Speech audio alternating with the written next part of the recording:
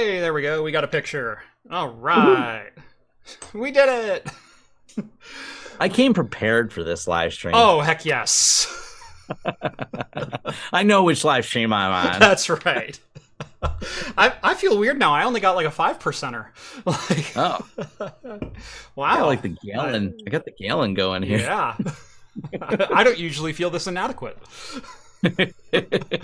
Welcome to Talking Heads, everyone. Your number one WAN show alternative. And your once week live show for the latest in beer and tech news. I'm Jeff. And I'm Tom. Welcome to the show, everyone. Thank you all so much for joining us on this Wednesday night, or in podcast form over on Anchor.fm, or wherever your favorite podcasts are found.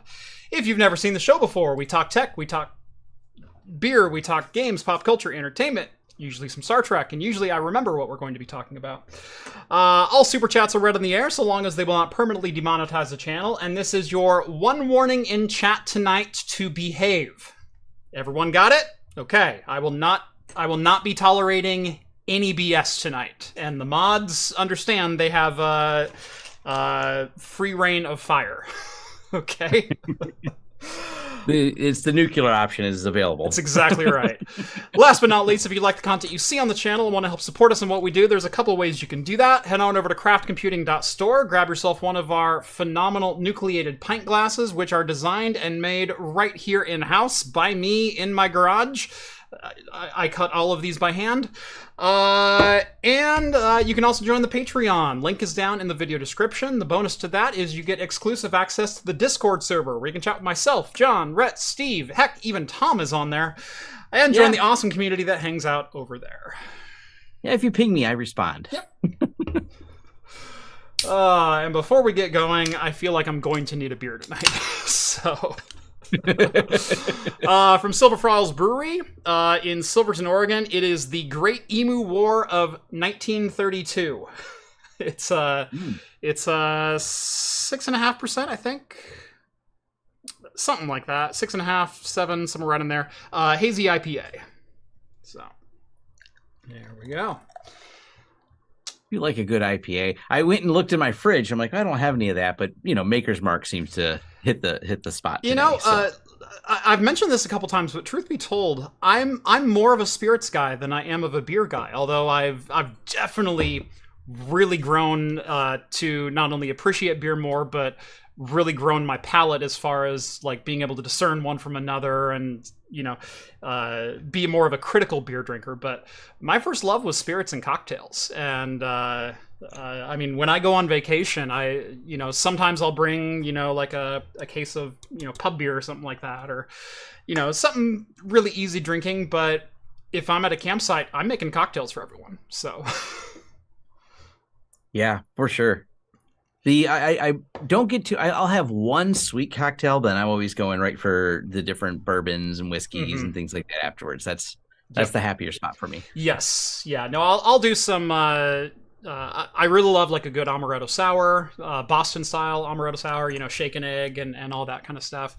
Haven't had one of those in a while. But those are good. Yes, but I definitely lean towards a lot more of the bitter cocktails. Your Sazeracs and your things like that. So. All right. Cool. We have a topic today. We've been trying to. Are we just psyching ourselves up? I'm psyching myself up. I'm. How do you transition into this? So segue into this. Yeah, like this segue to our main topic. Oh man.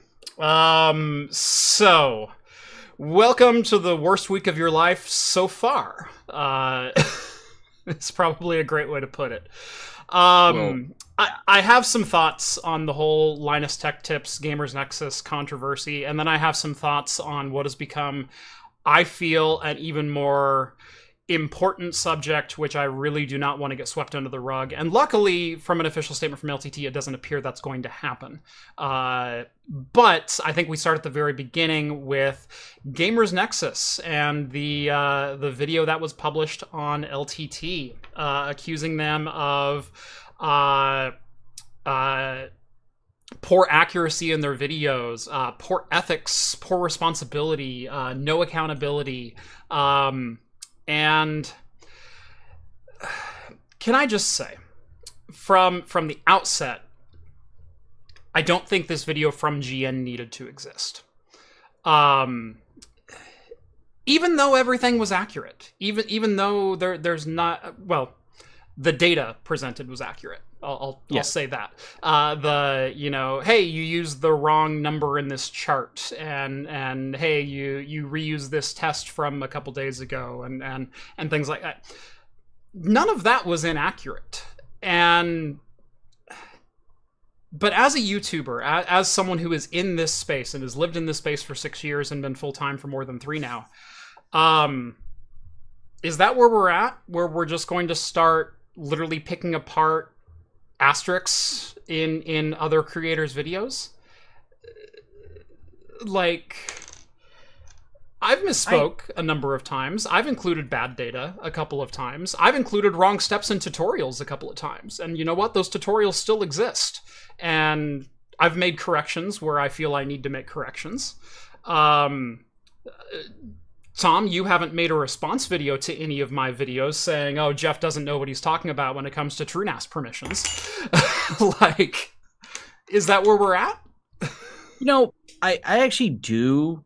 I have called out creators before when it depends on how egregious it is. Right. There's an honest mistake, and then there's you were just freaking lazy about it. And I called out someone who had a very inaccurate Cisco switch video, and it bothered me a lot. And it was one of those things, like, because they talked about it and made the implementation that Cisco switch stacking on their certain models worked a certain way, but I knew it did not work that way. The person was I know what they did wrong, but they went on a rant of how awesome this feature was. Of it's like the Unify killer, because you can just stack all these switches, blah blah blah, and it's a great solution for small business. And I'm like, that isn't how switch stacking works at Cisco at all. And so I did call out certain times because they're misrepresenting a product, which of course led to tons of people messaging me. Hey, Tom, can you review this product as well? Because the tutorial that this person has doesn't work. I'm like, yes, because they're wrong. They didn't clear part of the Cisco switch when they reset for the demo, so they thought they were all linking up automatically when they were actually just pulling all the previous configs. So there has been times when it's esoteric, but it's someone's wrong on the internet, I must convince them. Then there's times when there's just an oversight where someone forgot to check a box somewhere. Right. I don't think they did it out of maliciousness. They did it because there's a lot of complexities in setting that particular thing up. So it comes down to the context of that person. Do I think that they're just being lazy, or they overlook something, or are they being sponsored by that company to say really nice things about them in a way that I think maybe misrepresents? Then I may be more apt to call them out. But I'm also doing it in a very polite way, saying, hey, I actually DM'd the person first. They ignored me. So I commented in my video because I did take the time. I bought the product. I didn't want to be sponsored. I bought that Cisco switch. I reviewed it. And I said, it does not work like this person said in the video. If they want to contact me and prove I'm wrong, they know how to reach me. Right. They never responded. Yeah. No, I've done similar videos on that. I mean, if you look at, my video history, one of my top videos is the Verge video, obviously, with, hey, let's go over why this video was so egregiously wrong and why everyone is mocking this guy online. But let's do it in a constructive way. And let's say, hey, this is the way you should put this together. This is why this was so bad. And I haven't called any creators out specifically, but I have seen bad tutorials and bad information on certain networking devices or certain server configurations or virtualization advice that's just flat out wrong. And, you shouldn't virtualize TrueNAS. Since when? So I will call those out. But like you said, if it's an individual that made this video and it's egregiously wrong, I will DM them first and I'll say, hey, do you want a hand with this? Did you mean to say this? Is this something that you didn't quite understand and it came wrong incorrectly or whatever in video? If so, let's make it right, because a rising tide rises all ships, and I really don't like the stance of we're going to call out a creator just to call out a creator because someone said something in another creator's video about this creator, and now it's a huge thing and we need to feel like we need to be vindicated. So did GN need to go 30 minutes in a video talking about incorrect graphs and poor data for one particular benchmark test or things. No, I don't believe that they did. Right or wrong, I don't believe they needed to do that. When it comes to the Billet Labs controversy, now this is one that a lot of people are hanging on. They screwed this small company out of this block. Tom, you worked for and owned a fairly decent-sized organization for a long time. Have miscommunications ever happened with regard to sampled products, returning products, ownership rights, anything like that? Oh, yeah. There's always mistakes. I will say, and to defend Gamers Nexus a little bit, is going to be, one, I don't know if they know how to make a short video. And so it's par for the course. If they're going to do it, they're going to do it long. I don't usually watch much of their channel, but I know they generally have longer, way more in-depth videos. They love exquisite detail. But I think it also can point to, we know about Billet Labs because there was enough traceability in there. Mm-hmm. I think the question what's not being said, or what the point he may be making that's not being, is for us to read between the lines. So if it happened here, when else did this happen? Mm-hmm. And we can point back to, we had this discussion earlier amongst several of our friends, including you, mm-hmm. about the inaccuracies they've had on Linux things because they just can't be bothered to dive deep into Linux things. So they'll do a misrepresentation of them. Mm-hmm. We can identify that as Linux users, especially when it's a topic where we're more domain experts, mm-hmm. and they're not, like, running Steam on Pop! OS and that whole crazy how do you print on a Linux machine? Like, yeah. There's been numerous times when, and this may just be a disconnect in the organization as a whole, of someone is writing a video and doing testing and doing benchmarking and presenting a concept, but then talent gets on screen and they went, well, it didn't work this way, so I'm just going to carve my own path through this, and you know what, screw it, that's the video. And I've seen that a lot. I've seen where even their benchmarks on screen don't correlate to what Linus or another one of the hosts is saying on screen. And you can tell somewhere along the way things went off the rails during the shoot, but the shoot has to finish today. Right. And so we're just going to muscle through it, and then the video is the video. And that's what seemed like happened with Billet Labs with this whole thing. Obviously, some testing happened beforehand with fitment finish. You didn't just throw this thing on. You didn't just throw the motherboard on a Tormach and cut the heatsink off the top. That was a planned thing that they knew they were going to need to do. But it turns out Billet Labs sent a. We'll back up for those who haven't read real quick. So LTT reviewed a monoblock water cooler that cools both a CPU and a GPU from a single internal block, has a backplate, it's made of full billet copper, it's a beautiful little device. And they didn't use the correct graphics card on the cooler. They couldn't get a proper seating on the GPU. The GPU was basically thermal throttling, and then Linus said it's a crap product because of all the fitment issues that we had. Now, this is a boutique product, and it's a small form factor product. Two of like the most pain in the ass things you could ever deal with as a custom system builder.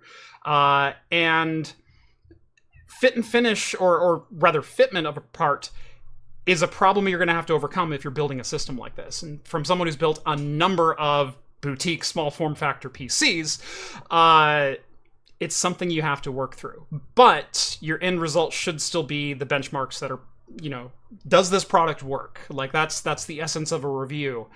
And could you make it work is a separate aspect of it. They couldn't make it work and then just said, well, it doesn't matter if it would have cooled the GPU or not. We couldn't get it to cool the GPU, but we had all these other fitment problems, so screw it as a product. That was kind of how that went down. It turns out Billet sent them the proper matching GPU as well as the GPU block.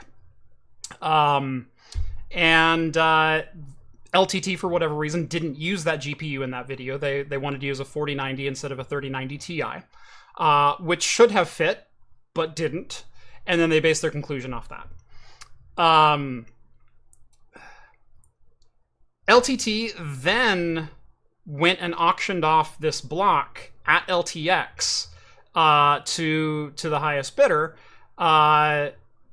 even though apparently they were supposed to send this prototype water block back.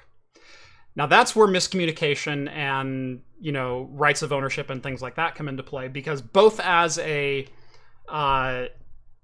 fairly high up business executive, Tom as a business owner, Jeff as content creators, and now business owners as far as this space goes, there have been a number of times where I've received review products, and the general consensus on review products is, and in my reviewer's guide, is when you send a product, it is my property. Right. I don't send anything back unless it is explicitly agreed upon before all of this takes place, and it depends on the product. If no one's going to ask for a computer case back because the shipping is worth more than the case itself, right? Oftentimes, GPUs that are sent out are not technically my property. I can't sell them. I can't do anything else with it. I can use them around the shop, but if the manufacturers ask for them back, I do have to ship them back, although oftentimes they will sit here until they depreciate. And then I've also had agreements where people will send me review items and they'll say, hey, this is a prototype unit, or this is a thing. We're going to need this back once you're done with it. And again, it depends on the item, but I will agree to those from time to time. And all of that is disclosed inside of my videos. Hey, I'm sending this one back. Hey, this one is mine to keep. Hey, this one is mine to sit on the shelf. So it's not surprising that somewhere along the way, rights of ownership got confused for a review item, especially with as many videos, as many products go in and out of that shop every single day.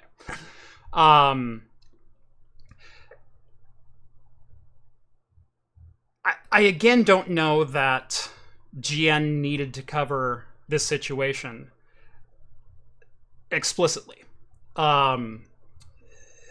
This seems like a business disagreement between two businesses, and if you're trying to take a dig at ethics or something like that, or Linus stole this prototype, yeah, sure, it's a great headline.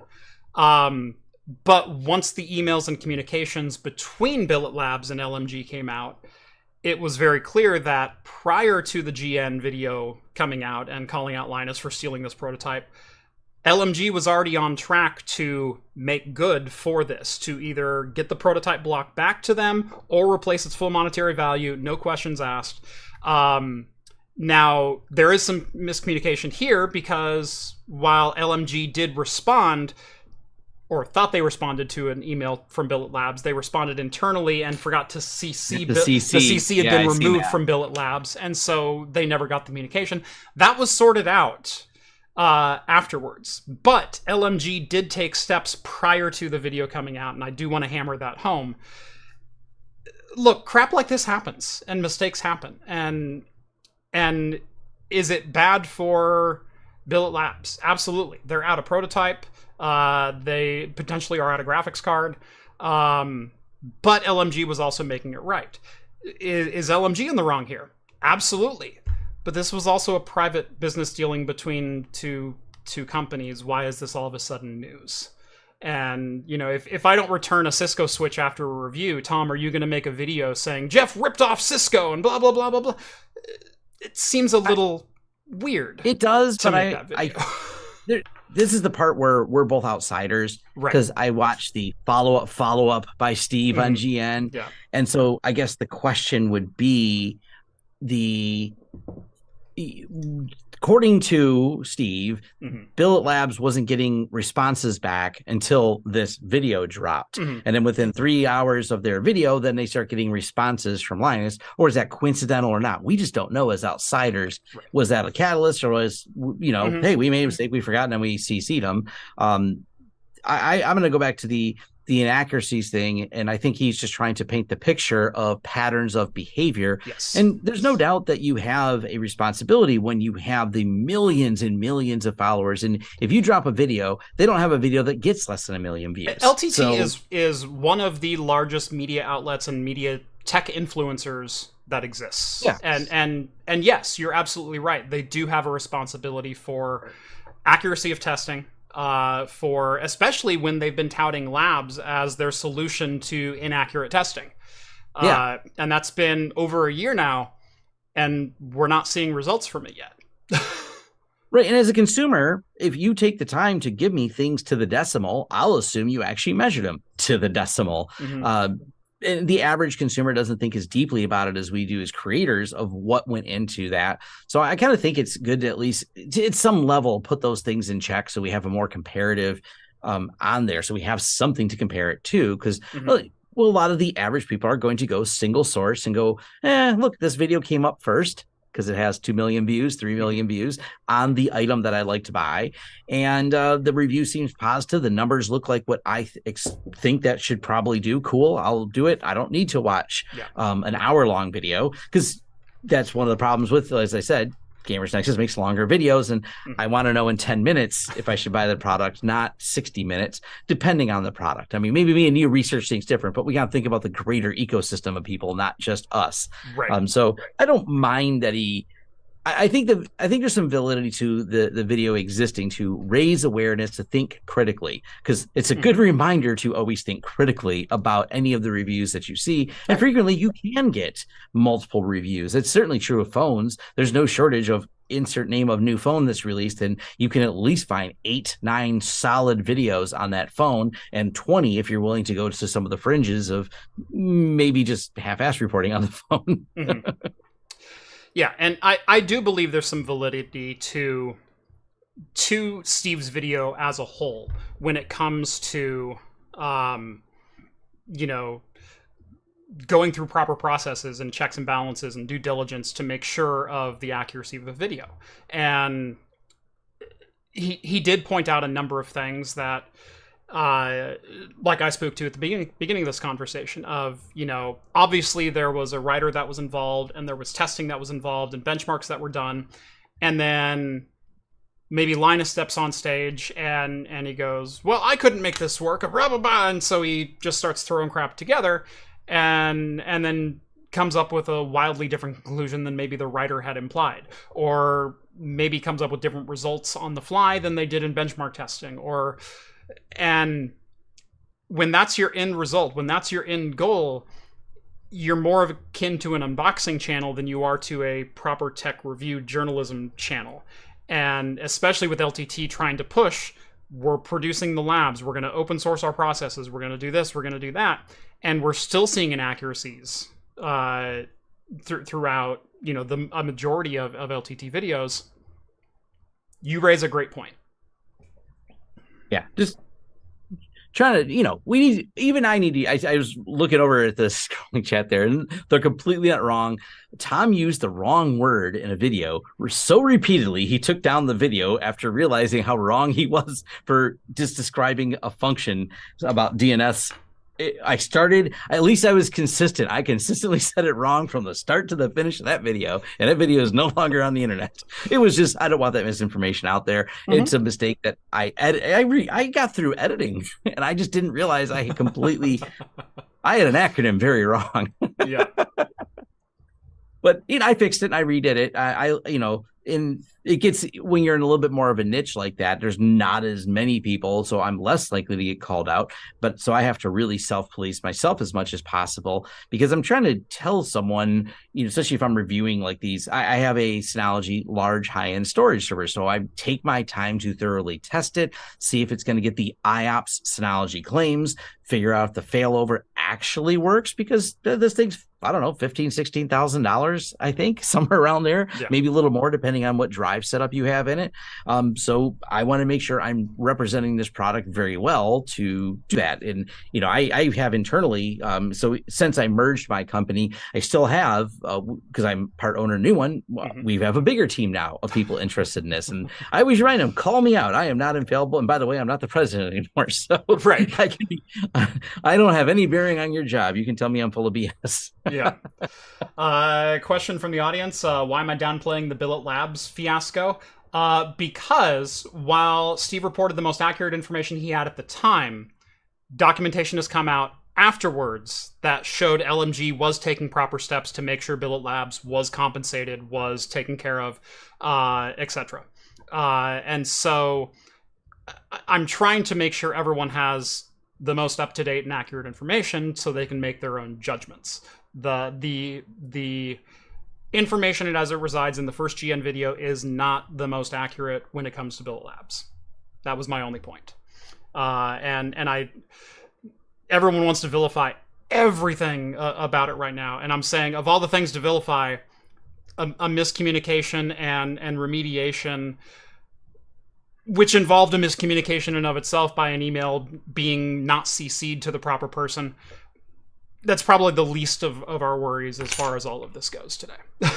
So yeah, and it's one of those things. Like I think it can be brought up, but we also, as outsiders, it kind of takes a debrief. And by the way, this will get debriefed. There'll be something published on it, and it's just like how these cybersecurity incidents go. It happens a year later, and no one cares. Like the details came out. Like SolarWinds was an incredible deal when it happened. Everyone was all the rage about it. The details came out almost a year and a half later, and it was a blip in the news. The problem is it's just the human reaction to this. There's a fire we can warm our hands by and join in, because there is nothing quite like the common flinging of controversy that will ignite and polarize a crowd to doing it. So yeah, I always try to be very conscious of that, of there's that extra drama that gets added on there. So I try to think very objectively about it, because you don't want the subjectiveness to take over of, well, if they did this bad, they're all bad and everything's bad. And hold on, let's get the mud flinging and throw them tomatoes at them. But this did catalyze something else. I think we're going to, yeah. And people are still going on the Billet Labs thing. Billet Labs confirmed that Linus himself started contacting them after the GN video. Right, because that's not Linus's department. Linus became aware of the Billet Labs situation in earnest after the GN video launched, started investigating internally, found that Colton had tried to send an email to Billet Labs on August 10th, 2 days before the GN video came out, offering full compensation. And they went over that in their apology video, which everyone's going to have a problem with because they monetized it and made a couple of jokes. What do you want an apology video to be? to everyone who's demanding blood, do you want a blood sacrifice of Colton on that video?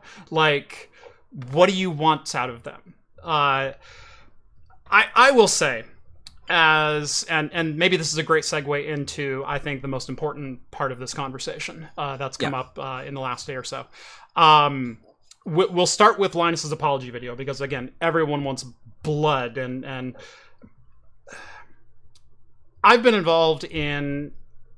involved in HR level communications for well over 10 years in my previous job. Obviously, Tom, you have a number of years experience in this department as well.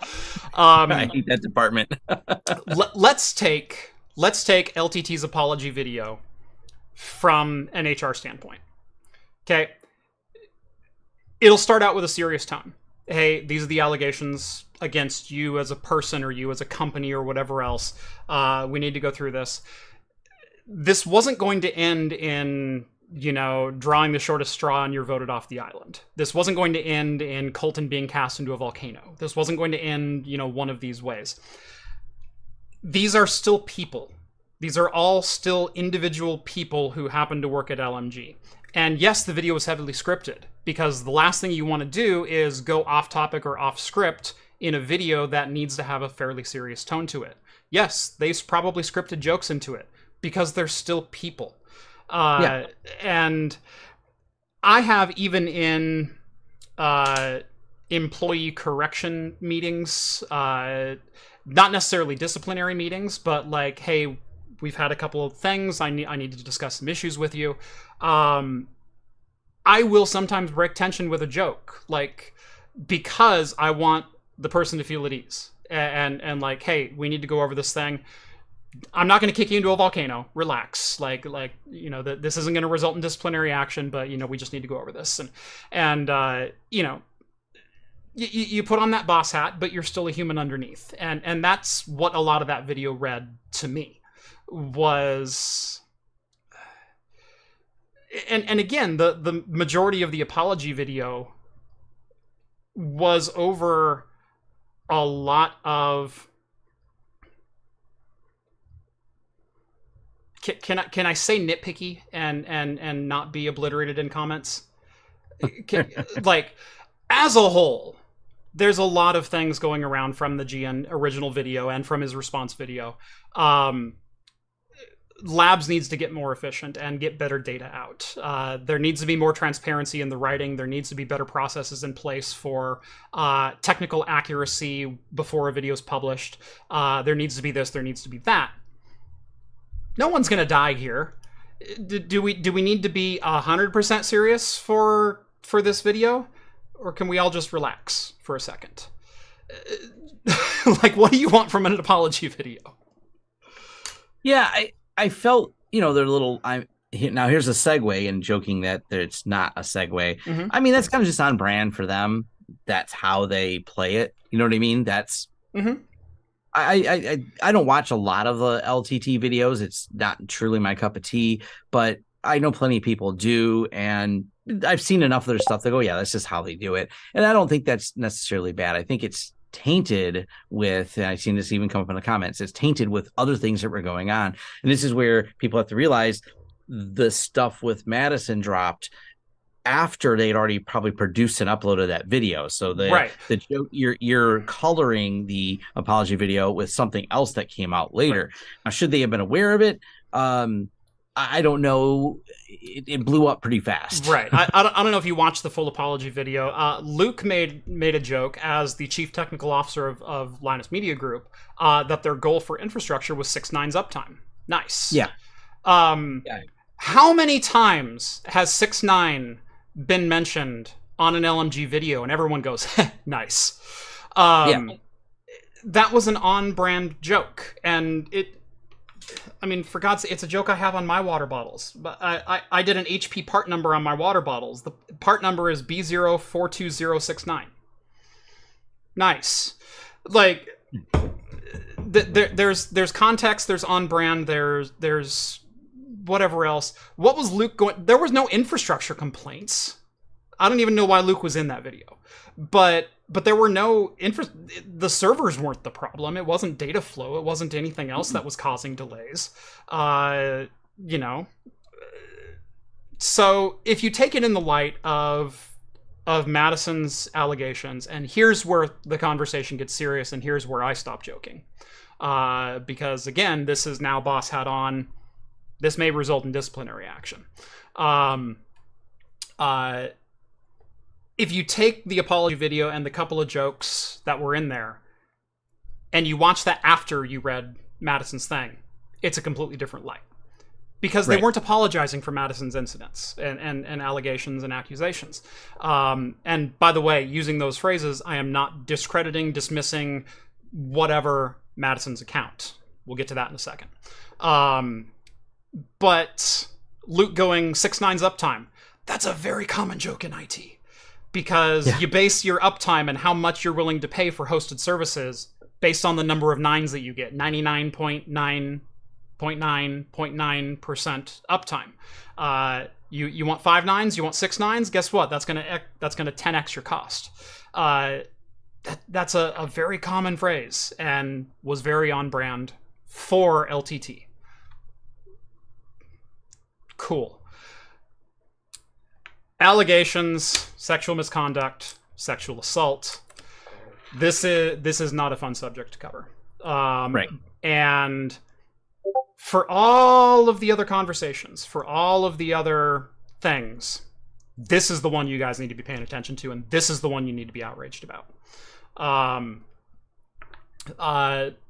Putting the wrong number on a bar graph and a benchmark, that's a mistake. Right. Culture of sexual harassment, and we're not going to go into great detail about the accusations on here. There's a whole thread from Madison that you can read over on Twitter. But man, if even part of this is true, and typically where there's smoke, there's at least a little bit of fire.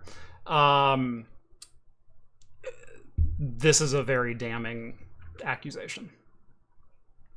And this is also the catalyst that kicks off with the Gamers Nexus video.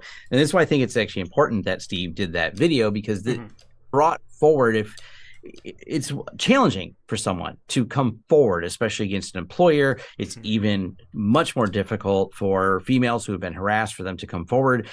But there's a comfort level when someone else comes forward, and it's not that they're trying to pile on. It's the best opportunity to also gain community support and not just be hated. I have, and there's a book you can read called Crash Override that is all about the harassment of a particular incident, the Gamergate as it was referred to. The details of that are pretty wild. The crazy amount of death threats, the court cases and everything else going through that book was like a horrifying read. And it's a real challenge for, someone in that position. And I see this because I work on InfoSec, and InfoSec Twitter has certainly banded together very well as there are a lot of females in that particular space, and they have really solid solidarity to call out some of the BS. And I've watched them talk about the death threats they get and things like that. I work a lot with a large cybersecurity company named Huntress that employs quite a few threat hunters that are female, and they're also very vocal advocates for this, and so is Huntress as a whole as a company. So I've got to see a lot of this very firsthand, some of the ethical problems that go on, and we'll just call them the tech bros or whatever you want to call it, that type of behavior that is also very misogynistic. There was recently an incident with a training company that, don't need to mention the company, but they were popular on Twitter, and they also had basically all that same thing, kind of misogynistic talk that was going on, and it got called out because they were specifically talking about another person, female in InfoSec, and a lot of disparaging things to say about her. And it becomes very difficult because if she didn't have the community support, she would have just got piled on if she would have said, hey, you probably should talk about me like this in this forum. But she had community support and a lot of backing to do it. So that's kind of that there's good that there's, Gamers Nexus does this. And this leads to that discussion for her, because it's been a little while since she worked there. It isn't like she left yesterday. It's been 2 or 3 years. Yeah. And she's an interesting creator who I remember seeing her on there and going, wow, that's someone with a lot of enthusiasm, a lot of energy. Cool. They got someone else on there and then vanishes. And I'm like, oh, okay. Guess that didn't work out. We don't really know why. Right.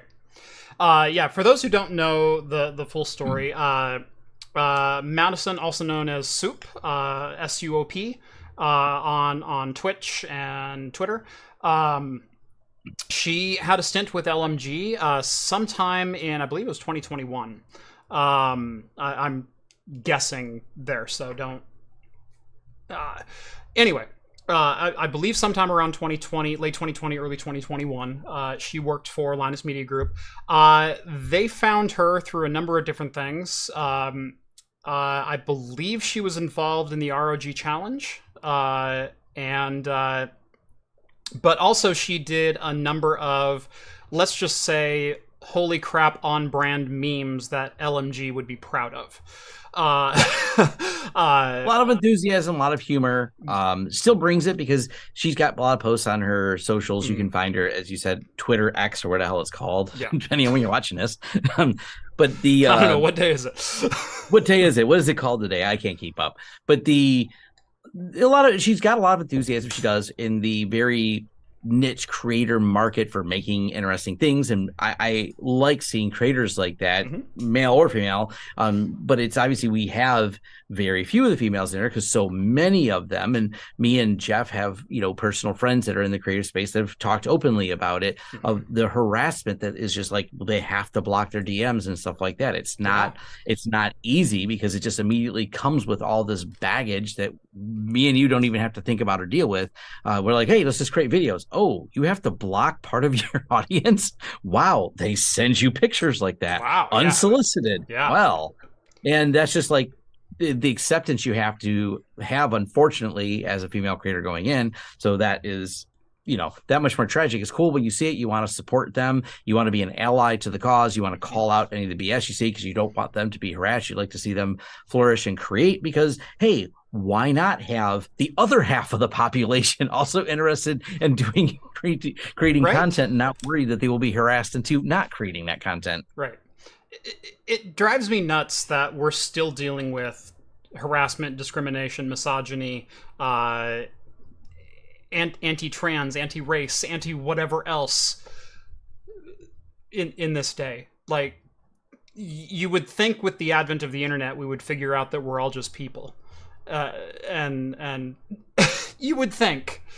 Unfortunately, it's given a lot of groups a lot of echo chambers where they can join other groups that say, hey, I hate these people. I hate these people too. And those groups exist. Those groups totally exist. And they're a problem. And as Shax would say on Lower Decks, fighting fascism is a full-time job. So, anyway, I am glad that Steve made the video.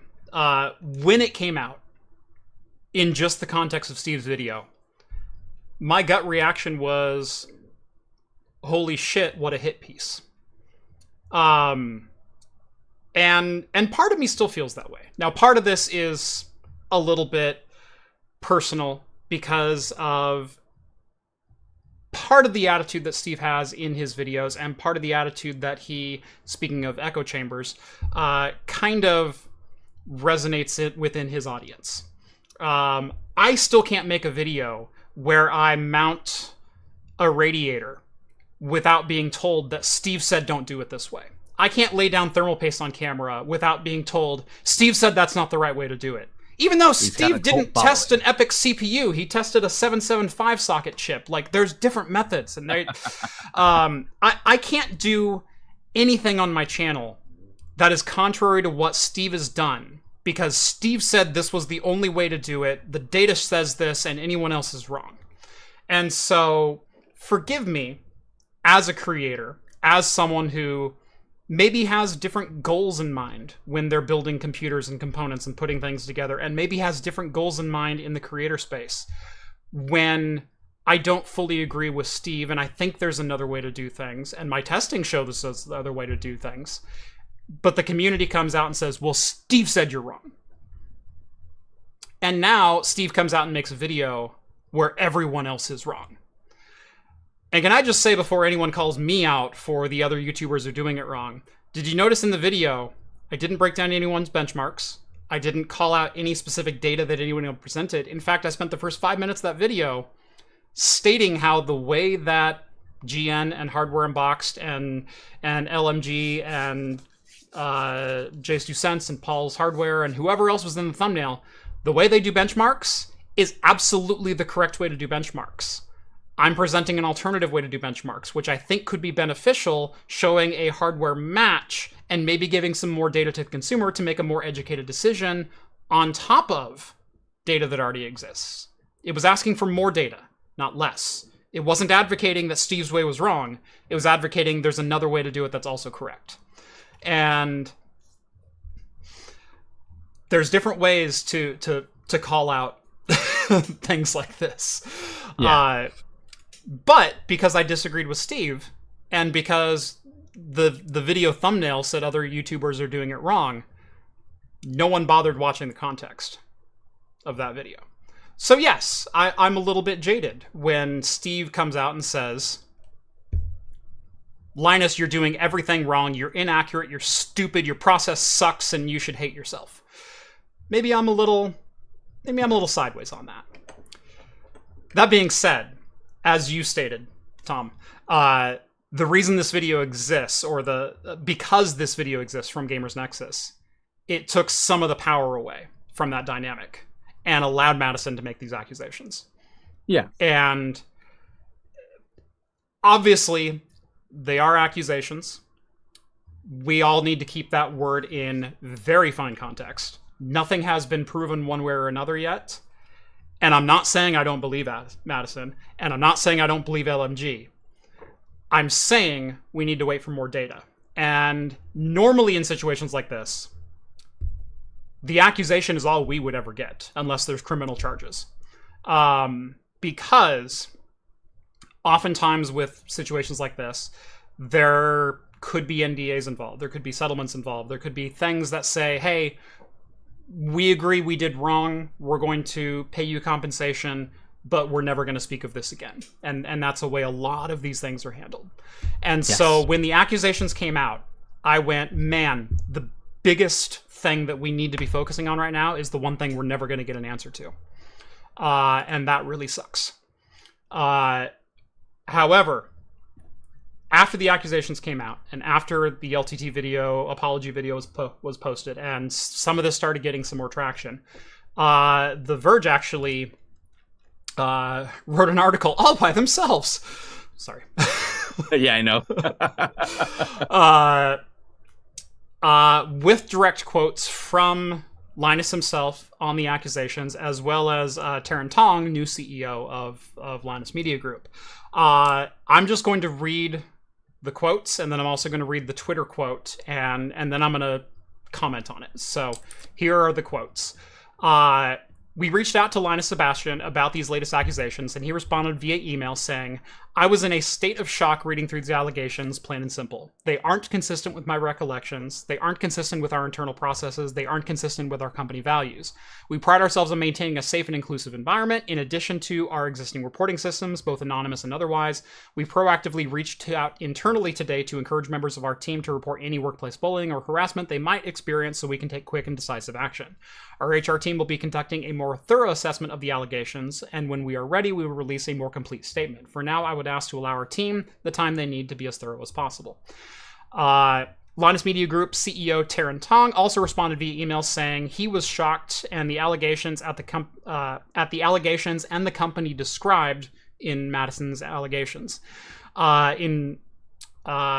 He went on to note, as part of this process, beyond an internal review, we will also be hiring an outside investigator to look into allegations and will commit to publish the findings and implementing any corrective actions that may arise because of this. End quote. I like that they're hiring outside. That's standard practice, and I'm glad they're following a standard practice, hiring an outside investigator, because no one wants to hear the findings you found yourself. Hey, we self-policed. Right. But that would be we investigated ourselves and found no wrongdoings. There's no wrongdoings. There's a couple of things in here, and blink and you'll miss them, but they speak louder than anything that I've heard out of LMG so far in all of this. Beyond an internal review, we'll be hiring an outside investigator to look into the allegations, and we'll commit to publish the findings and implementing any corrective actions that may arise because of this. They're going to publicly state what they find from the outside investigation as a point of transparency. That is some, I apologize for this in advance, but some fucking strong language. Yeah. That doesn't happen in situations like this, especially with organizations as large as LMG is. You have to remember there's 130 individuals that work there. They have entire corporate structures. They have entire, one thing LTT doesn't seem to have done in the past is consulted a lawyer before just spewing out, a rebuttal on a forum post late at night, which organizations their size typically do. This one feels like there was some legal counsel consulted, and also feels like we're going to be transparent about this. You don't say that without being fully committed to that process. So maybe we will find out what actually happened and what comes of these allegations and what corrective action is. Before this statement was made, I actually had notes written up saying, in fact, let me read my notes. The allegations are the most important thing in this firestorm, and I fear the one thing that people will lose focus on because A, it's a single accusation from a single person, and we'll never hear anything about it ever again. This are swept under the rug. The fact that this is not being swept under the rug and is fact being met head on by LMG, you do need to give credit where credit is due. So hopefully something comes of this. Hopefully we do get some resolution, and hopefully parties involved find an outcome that's agreeable to everyone. The transparency and awareness is the big thing. This will give more people confidence that there could be a potential outcome for the situation they're in that is better than what the bleakness they may see of the actual dealing with that situation. Because, this is a challenge if you're the one being harassed. Like, how do I like my job, I don't want to quit. How do I stop being harassed? How do if I report this, I may lose my job and I turn into this big controversial figure. People will take the side of someone, maybe me, maybe not me. So it becomes a big challenge for them, as something they certainly didn't want to deal with. They just wanted to be creative. They just wanted to follow whatever passion they had at that job. That being said, I will say that the, something we can probably speak a little bit to Linus is I thought this was a coincidence because I had recorded the video. I knew the merger was going through with my company. Took 6 months or longer for us to get the merger going and finalize it because there was a lot of intricacies of integrating the two companies together. And I thought it was funny because Linus dropped that video on like the 1st of July that he was stepping down. Was it the 1st of July or right around there? Right around then. It was literally the week before you were going to film your video. Yeah, so because you guys knew about it, like some of my YouTube friends I've been talking about. I'm like, I really want to drop the video, but I got to wait till the ink's dry. Yeah. But I think it does speak though that Linus realized things. You don't step down as CEO unless you realize things are not the way you want them to be. And I think that's where at least he had some self-realization then that, something's out of hand and we're going to put this really smart person in place to be more concise, be more, we'll just call it the adult in the room running the company. And I think I'll give him credit for doing that because it's kind of some of the same reasons. It's not just I wanted to be the creator. My company was growing too fast and I did not want to run it anymore. That was just, I was like, I maintained ownership, but I don't want to be the operational person who has to service all of that. And of course I do like being a creator and things like that, but there's, that takes a level of maturity and realize you're not the best person for this particular task. And so I think that was kind of cool that he had at least done that. And this is obviously before the controversies that were there, but maybe that's some self-realization. And I think with some consciousness like that and a CEO who's seasoned, who's running the place now, they will fix things. And that is the ultimate outcome. The goal is not just to capture drama and entertain all of you. Ultimately, we want to see change. It's not that we want to see them go away. We want to see them do the right thing. Right. We like to see them have good reviews, have a diverse ecosystem of other people in front of the camera. That that's if that's all done, awesome. That's a win. That's the ultimate goal of all of this. The one thing that's irritated me about some of the media coverage of the GN versus LTT is it says LTT competitor. Gamers Nexus published a video, published an expose, published whatever. Just because you are in the same business and you're not the same company doesn't mean you compete. And YouTube is collaborative. Right. I'll just throw it out there. Right. This is a collaborative space, not a competitive space. Right. Or at least it should be a collaborative space. I've had experiences on both sides of that coin very recently. Won't go into details, but I've had some fantastic interactions with creators. I've also had some less favorable interactions with creators as of late. So I will say, and again, I'm not out here defending LMG at all. I'm simply trying to provide a little bit of food for thought. I'm not intentionally being contrarian to everything Gamers Nexus said. But it's because I kind of I don't want to see LMG die. Like, no one wants that. No one wants an organization to go away. You want an organization to thrive and be better. And let's all be better. We've actually been talking about a number of ways in a private chat with creators that I host that, hey, let's figure out a way to boost all of us at the same time, collaboratively, collectively, because there's no reason we all can't grow simultaneously, especially in this space. But I did have an interesting interaction that I didn't think all that much about until yesterday. So I went to LTX at the end of July and had a very brief interaction with Linus. Oh, I spoke to Yvonne for like 20 minutes. She's a wonderful person.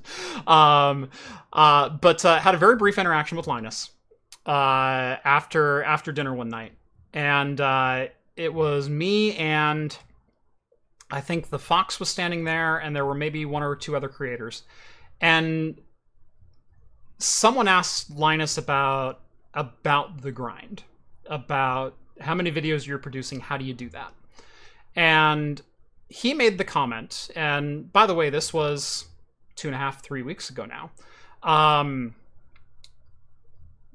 They've been doing daily videos on LTT for over 10 years. He's been considering recently that they need to dial it back to 3, maybe 4. Because he feels the grind is getting a little bit too much for their production. For the quality that they want to do and everything else. This was 3 weeks prior to the GN video, and Linus just openly stated, I've been thinking about this for a long time. Again, probably a great impetus to probably pump your brakes is sometimes it's that outside voice telling you what your internal monologue was already saying to kick you into gear and get something done. I know that happens to me a lot, where I'm like, yeah, I know I need to get this done. I know I need to get this done. Man, this is like the first thing on my list, and then you wake up in the morning and 3 other things pile up and jump priority, and then by the end of the day, that thing still isn't done. And then my wife will go, hey, didn't you need to get this done today? And I went, yeah, you're right. And I'll get up and do it. And sometimes you just need that reminder that's not your voice that says that.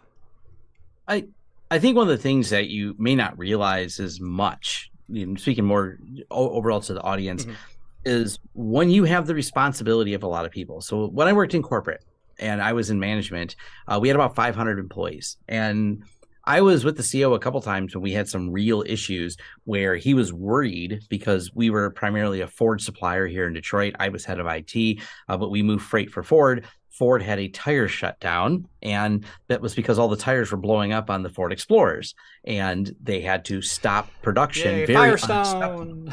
Firestone, yeah.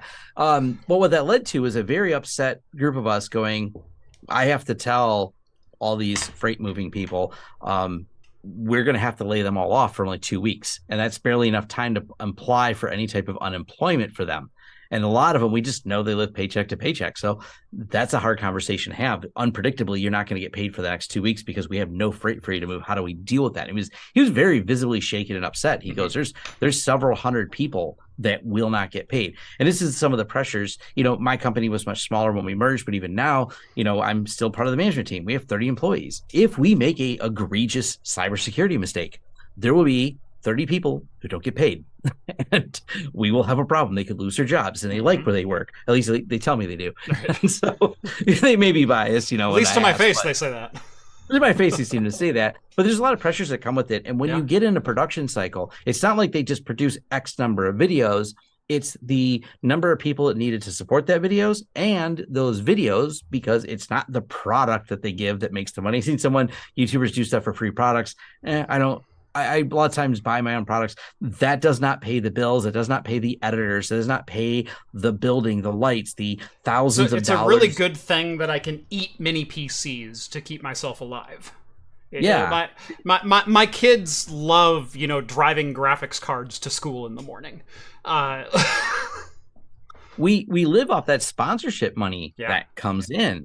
And I'll just throw this out there, so I won't say it, but it wouldn't be a really hard Google search for you to figure out what the ad rates are on Linus Tech Team that happen to have a sales team. That data is kind of sort of public, and you can figure out how much they make per video. But that once you're making that much per video, that also goes back to supporting 130 people. And by the way, one of the things you noticed about Vancouver, what would you say, the pricing is like living in Vancouver? Oh, good God. Yeah, Vancouver is one of the most. I think it's probably the most expensive. I'm not as familiar with Canada, but I know it's probably one of the most expensive places to live there. As someone who lives in Portland, my eyes were even a little big. Yeah, like when you go to the West Coast, you've got your San Francisco and Seattle, you've got Los Angeles, and then you've got Portland, and then Vancouver is somewhere in that top 5. Like I said, I went there and my eyes were even. How much for this? Cost of living is through the absolute roof in Vancouver.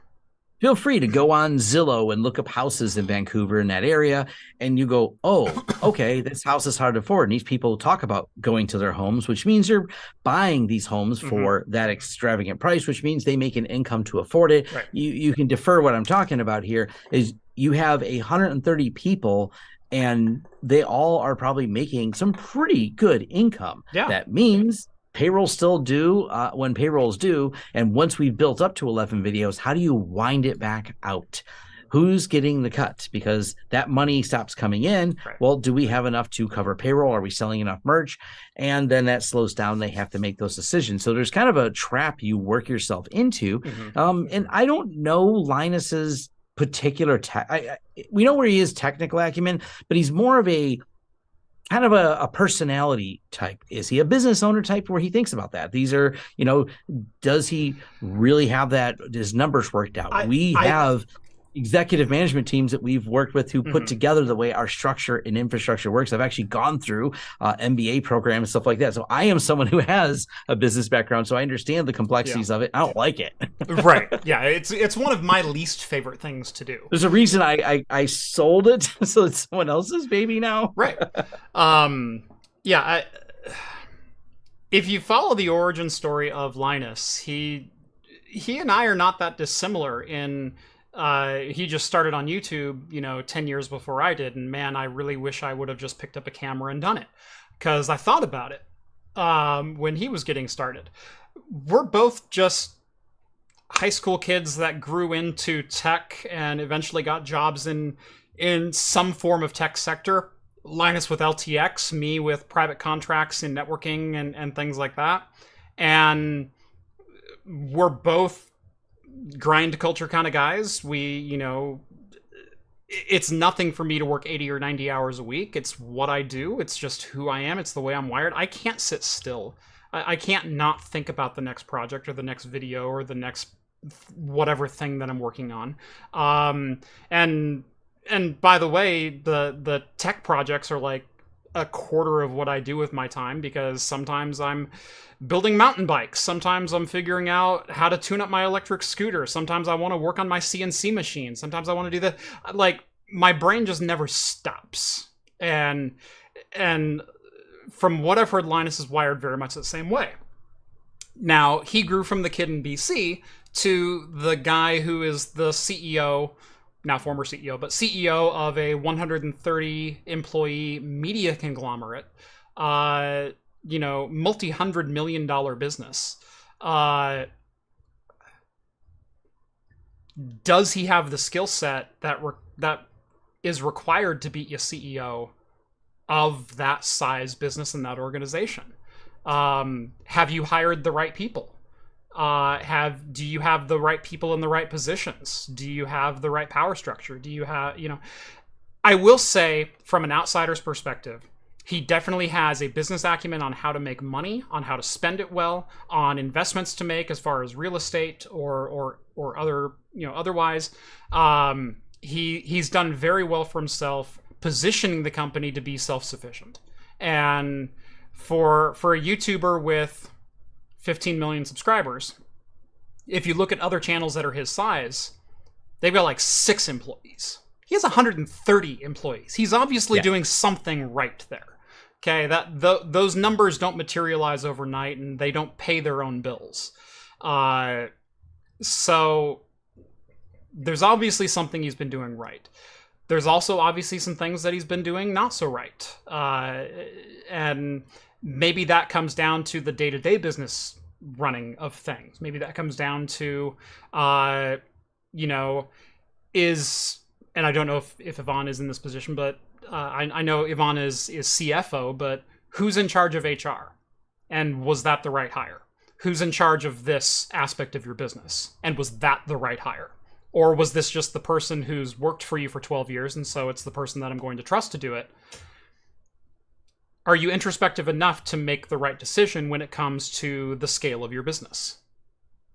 And that, I think, is the ultimate question that is being asked right now. And I'm trying to remember the name of the book. Read it a long time ago, or not that long ago. We had a discussion. We do a lot of business book reading still, even at the current business. But there's a book, and it covered a lot of the Netflix stuff of how the people who found it aren't the people who should run it. And that's often the case. Founders are often the people who don't take a company, especially because I have a few companies in friends companies that are working their way towards going public. And it's pretty much expected that the current person running it, their goal is to start up, bring it up, and step down to a different role in the company because they're not the ones who are going to take it public. And we can go to the hyperscale side and talk about Google. Mm-hmm. The founders of Google are now not the ones running it. They put someone else in charge, which of course, when Google was sitting in front of Congress, they're like, I know Sergey and I were going, it's not us sitting there in Congress answering tech support questions for old people. Right. It's they're sitting at home watching C-SPAN going, isn't this great? Isn't it great? Look at Sundar. He looks very uncomfortable. They're sitting on some island sipping cocktails going, wow, right? Glad we're not that guy. Right.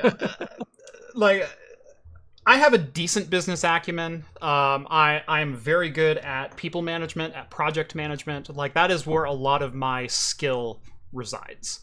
If it came to running a business the scale of Linus, I could not do it.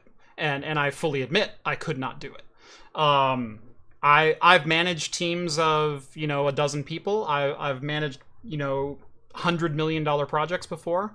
I oversaw multi-million-dollar budgets, and mostly for hardware procurement, infrastructure rollouts, those kinds of things. That is where my skill set is at. If you all of a sudden ask me to manage 500 people, no. So it would be my job at that point as a business owner to find the right person to manage that aspect of the business.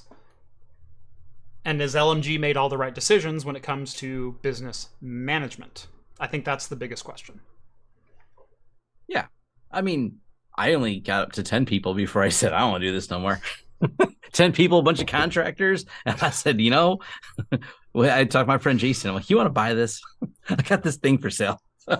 10 people. I want to go make YouTube videos. I was CTO of an organization that had multi-hundreds. So I was. Yeah, the people part's hard. It's not what I want to do. Yeah. Luckily, I never had to delve in. I did have to be involved in HR as the CTO for, hey, we need to pull cell phone records from this person. Least favorite part of my job. Yeah. Yeah. And when I was CTO for the port supplier, oh God, I was definitely the one who had to do that because there was incidents. And they were always so cringy too, because I had to be the one to pull it. And I'm like, I have to see it, and it's not going to make me happy. And it made me cringe a lot going, he did say all that crap. Oh boy, I thought he was bad, but boy, he says a lot worse things in email. Oh, I wonder if his wife's going to find out about all the things he said to her. And I'm just like, it's awkward. Oh, not a fun task. Yeah. Let's see. I know I missed some super chats earlier. I know Techno Tim had a $20 one at the top of the show, and I know there was at least a $10 one that I saw go by. I apologize for that. Sorry, Tom and I talk too much that we they just fly by sometimes. See, Bushy sends over $5. I give the new CEO 6 months to 1 year before he quits. No. He's someone who likes the challenge, I believe. Yeah. So I don't. Yeah, that's a big factor. If they like the challenge, that's what they're born for. They're, and they just grab it head on and say, this is what we're going to do. And I've met people like that. The person running the company now, running my company, we have a separate channel we set up called Business Technicalities. Me and Jason Slagle's his name. You can look him up, but very head on. He's making good decisions on things. So it's kind of cool handing it off to someone and watching them do the things that need to be done. Mm-hmm. I have because one of the questions I've got since I sold my company a lot is, Tom, how do you let go? And I'm like, if someone's competent, I'm confident in the service delivery team and the president and everything of the company. So I'm comfortable letting go. It took me 30 days to get comfortable, but that's a pretty short period of time. Most of it's just transition of learning what the strengths and weaknesses of my team were and all the different quirks about the clients we manage and things like that. And, putting that all together. Yep. We got a $5 Canadian super chat from the Legacy. Another potential issue for LTT is auctioning off review samples since because they're meant to be returned, import duties may not have been paid to the CRA. That's speculative. A lot of times for review samples, I receive numerous packages from China. Oftentimes, those for import into the US at least, import duties are often due by the sending company, not the receiving company. And so usually that's done on receipt. I don't know how it works in Canada. I don't know how Canadian Revenue Service tracks that kind of thing. But what's it matter to you? What's it matter if Linus gets in a slight amount of tax trouble for a $1,000 or $2,000 water block? Like, really? Eric sends over $20. Thank you very much, Eric. As someone that's been working on doing their own PC building business, I'm also not good at the business side of it. I'm a tech. I build the systems and troubleshoot them. Making those big decisions are not for me. That's always difficult. The problem with starting your own business is you're responsible for every aspect of the business.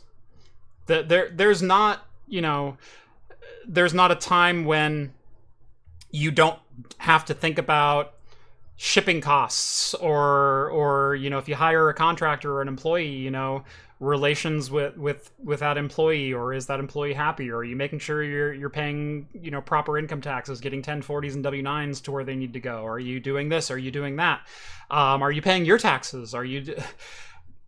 Running a business means running a business, and the skill set involved in what your product is kind of becomes secondary.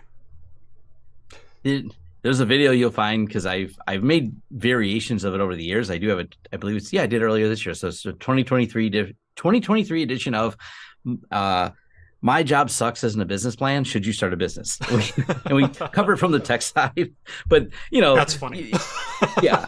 My Job Sucks is not a business plan. And it's on our Business Technicalities channel. You can find it. And me and Jason dive into that as a topic. Yeah. There's things and risks you should always consider on that. And lots of jobs definitely suck, and you don't necessarily need to start a new business. I think entrepreneurship can be a bit oversold. And I don't say that as some type of gatekeeper. I say that as a warning sign to someone who's had to deal with a lot of BS. Right. That I probably, if you wanted to replay my life, and someone's asked me, because I figured since I sold the business, I got to talk about what I've done over the last 25 years. And I don't really like making self-indulging videos, but enough people have asked me, like, hey, Tom, what did your career look like? And even though you can't copy paste my career, maybe there's some insights you can glean. But if you wanted to say something, I can probably say pretty honestly, I would have probably made more money staying in corporate than I would have starting a business. And so even though I've had success and a good exit, I still think, because I made so much money in corporate in my early days, I would have continued that trajectory. So if your job sucks, you might just need another job, not to start an entrepreneur. I'm not gatekeeping to say not to do it. Yeah. But I want to make sure people go in with very much an awareness of everything involved in doing it. Then you should say yes. You shouldn't say yes, because you know what? I had no idea what I was saying yes to. No one told me how hard it was to run a business. I said, how hard could it be? So I just started doing it. And it turns out I got a lot of things wrong. I got legal problems. I had lawyers. There's a lot that happened. There's a lot that goes into it, isn't there? Unfortunately, if I would have known, I might not have done it. Right. I didn't do it because it was easy. I did it because I thought it was easy. I wish I would have watched one of those first, because my job sucked, so I started a YouTube channel. So yeah, that's. But YouTube channel is different. YouTube channel, there's generally a lot of fun. Me and you both have, and so do several other creators. I'm doing a live stream it is 10:30 Detroit time here, almost, and I'm here on a live stream because I can drink at my job. We're here drinking whiskey, just having a good time. Like, yeah, I'm not saying there's not perks to this job, okay? I spent Sunday through Tuesday lakeside drinking beer and cocktails this week because this was one of my vacation couple of days. You won't be joining us, but on Wednesday or Tuesday night, I'm getting on a plane to Nova Scotia to go friggin' sailing. So, yeah, I'm so disappointed. There's perks to this job. Yeah, I'm healed up enough. I probably could have went, but the timing for my specialist I have to see. For those of you who don't know, maybe you don't know me because you don't follow my channel. I managed to crash my motorcycles in a very epic way. Unfortunately, no cameras attached. Yeah. So I still currently have fractured ribs. This is only a couple weeks ago, and fractured ribs and a broken collarbone. I can move my arms up and down finally because I'm constantly doing a physical therapy to not be immobilized, but I still have to wear a sling if I stand up too much. But that has kept me from going to the event that I was so looking forward to going to. So, but details will come out on that. It's going to hang out it's a creator summit with our friends at 45 Drives. We can say that. Yes. Publicly. Yeah. We can say who it is and where we're going. So if you said Nova Scotia, if someone Googled it, or what tech companies in Nova Scotia? That's one. Yeah. And it's 5 hours from the airport. Okay. Yeah. I told them even if it's on my own dime, I'm flying out there to go hang out with them. So my wife wants to go too, so she'll just go with me. It's a business expense. We're flying together. She'll be the camera person. Yep. There you go. So there's perks to this job. I revenue wise, I made more money than I ever have last year. Expense wise, holy crap, I spent more than I ever made last year. So that's a double-edged sword. My business expenses exceeded my highest ever earnings at my last job last year. A lot of money goes out. Yeah. Your job sucks is not a business plan. Let's see. We got some tech things we got to get to still. We do. I also have one quick thing to do, and that is this video does have a sponsor, and today's video is brought to you by Linode. Let me click on the link there. Yeah, great people, right? Mm-hmm. If you've ever needed to host your own server, then you also know you also get to host all your own problems. Even the most skilled network engineer will tell you should decentralize your network. So why not host your services with Linode? If it runs on Linux, it'll run on Linode. That includes software from most of the tutorials on my channel, like how to run your own ad-blocking recursive DNS servers, VPN gateways, your own cloud-based Plex servers, and more. They offer shared CPU plans for as little as $5 per month and can scale as high as your needs go, whether it be virtualized hosting, dedicated enterprise GPUs, or NVMe block storage. Even if you do host your own servers, you can use Linode to keep a backup off-site, because remember, RAID is not a backup. Linode is also expanding at light speed, with 12 new global data centers planned before the end of the year. Visit linode.com/craftcomputing and get a $100 60-day credit just for signing up for a new account. Again, that's linode.com/craftcomputing. And again, a huge thanks to Linode for sponsoring this episode. And, man, they sponsor both of our things, don't they? Yeah, they sponsor my Home Lab Show podcast. Yep. And I just, and I don't even think I did because it wasn't sponsored. I did the video on how to do unify multi-site cloud controller, so you can, as an MSP, as an IT provider, you can manage several clients. I did that all in Linode. Nice. But I also threw in the plot twist of Cloudflare tunnels, which confused the hell out of people, which was kind of fun. What I was pointing at is that you can have multiple DNS entries, one for the inform URL, and this is I did another explainer video I released today on DNS and SNI because it's always DNS. Not that DNS is hard, but there's a lot to it. And you can have multiple domains pointing at the same IP address. This works perfectly fine. So there's a lot of confusion around that. Yeah.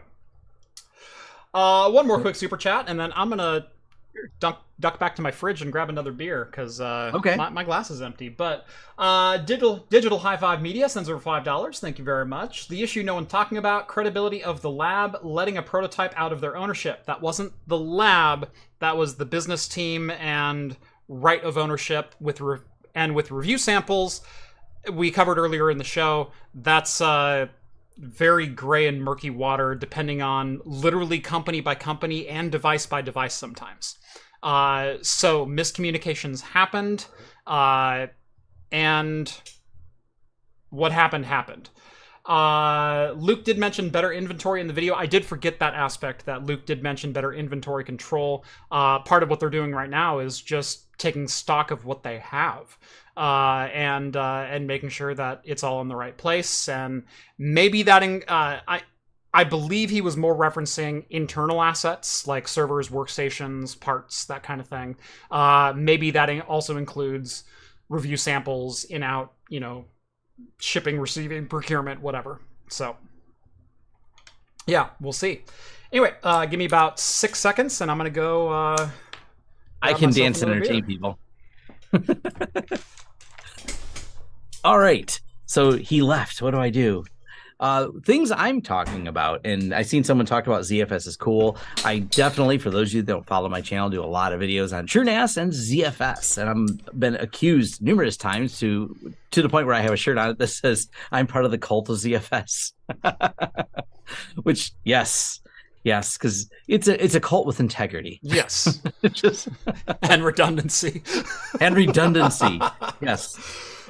Raid is not a backup; it is redundancy and resiliency. Yes. Yes. But I have to do a new video because I found so I noted it in my last TrueNAS update that they changed that you can't build an encrypted ZFS and then have unencrypted under it. Right. You're supposed to build it unencrypted and then add encrypted. That was something I noted, but didn't think a lot about until everything fell apart. And I haven't done a video about it yet, but my replication system broke because of it. And other people's replications broke. So I have an edge case problem where I had unencrypted my videos because my processor, this is a TrueNAS scale problem. If you're using ZFS in FreeBSD, it can decrypt multi-threaded and works beautifully. Mm-hmm. If you're using ZFS in Linux, it seems to go down to one thread at a time on the processor when it decrypts. Weirdly, it encrypts fine with all threads. I don't understand the bug. I'm not a processor or kernel expert enough to understand why this can't be fixed, but it can at least be identified. So what happens is I unencrypted my videos so they can edit faster. And this has now left me with this unencrypted array. I want the latest version of TrueNAS scale. When it replicates, it fails because it can't create the replication on there. So I got to do a whole new video on replication to cover all the edge use cases of it, which I figured it's been a couple of years since I did a replication video. So yes. Nice. More content to create. And I know you're a big ZFS person as well. All your data stored on there. So yep, everything's ZFS. In fact, I'm working on updating both my Proxmox and TrueNAS tutorials right now. So I have a little mini server on my desk right now that I built last week, and was literally working on that for a couple hours before we went live. So see, this is the point of it being collaborative. I'm doing TrueNAS videos. You're doing TrueNAS videos. IX Systems will retweet both of our videos, and the audiences will probably watch both of them because we have slightly different opinions on things, but we get you to the same goal of getting TrueNAS going. Exactly. It's that simple. And me and you have talked behind the scenes about this too, because you'll have a question or I'll have a question, and we are always happy to answer each other's questions because we care about the audience having the most accurate information about how this works. Because stupid permissions are hard, and that menu interface they wrote is dumb. I'm just sorry. I'm sorry, Chris Moore. I know you're head of the project and you're a wonderful person. You're doing a great job, but that whole rewrite of the permissions menu. But your ACL menu is shit. Just sorry, I don't think you're watching this, Chris, but we're gonna call you out on this one. It gets better with every iteration, but there's still some really confusing points about that ACL menu. All right. Yep, So no, Proxmox 8 dropped just a couple of weeks ago. So I haven't done a Proxmox install video since 6.4. So I haven't even done a video with dark mode in it yet. So we're gonna. That's the important part of version 8, as I understand. Yeah. I think that came out in 7.2, and so I've been really enjoying that on my home servers. But I haven't done an official tutorial where I can show, hey, you can turn on dark mode in Proxmox now, and it's awesome. Yeah, and I refer people between you and Jay from Learn Like CV. You're like the two go-to people for Proxmox. I just don't use it. Which is weird because the number of questions I get on it are like a ton of them. And I don't have anything against Proxmox.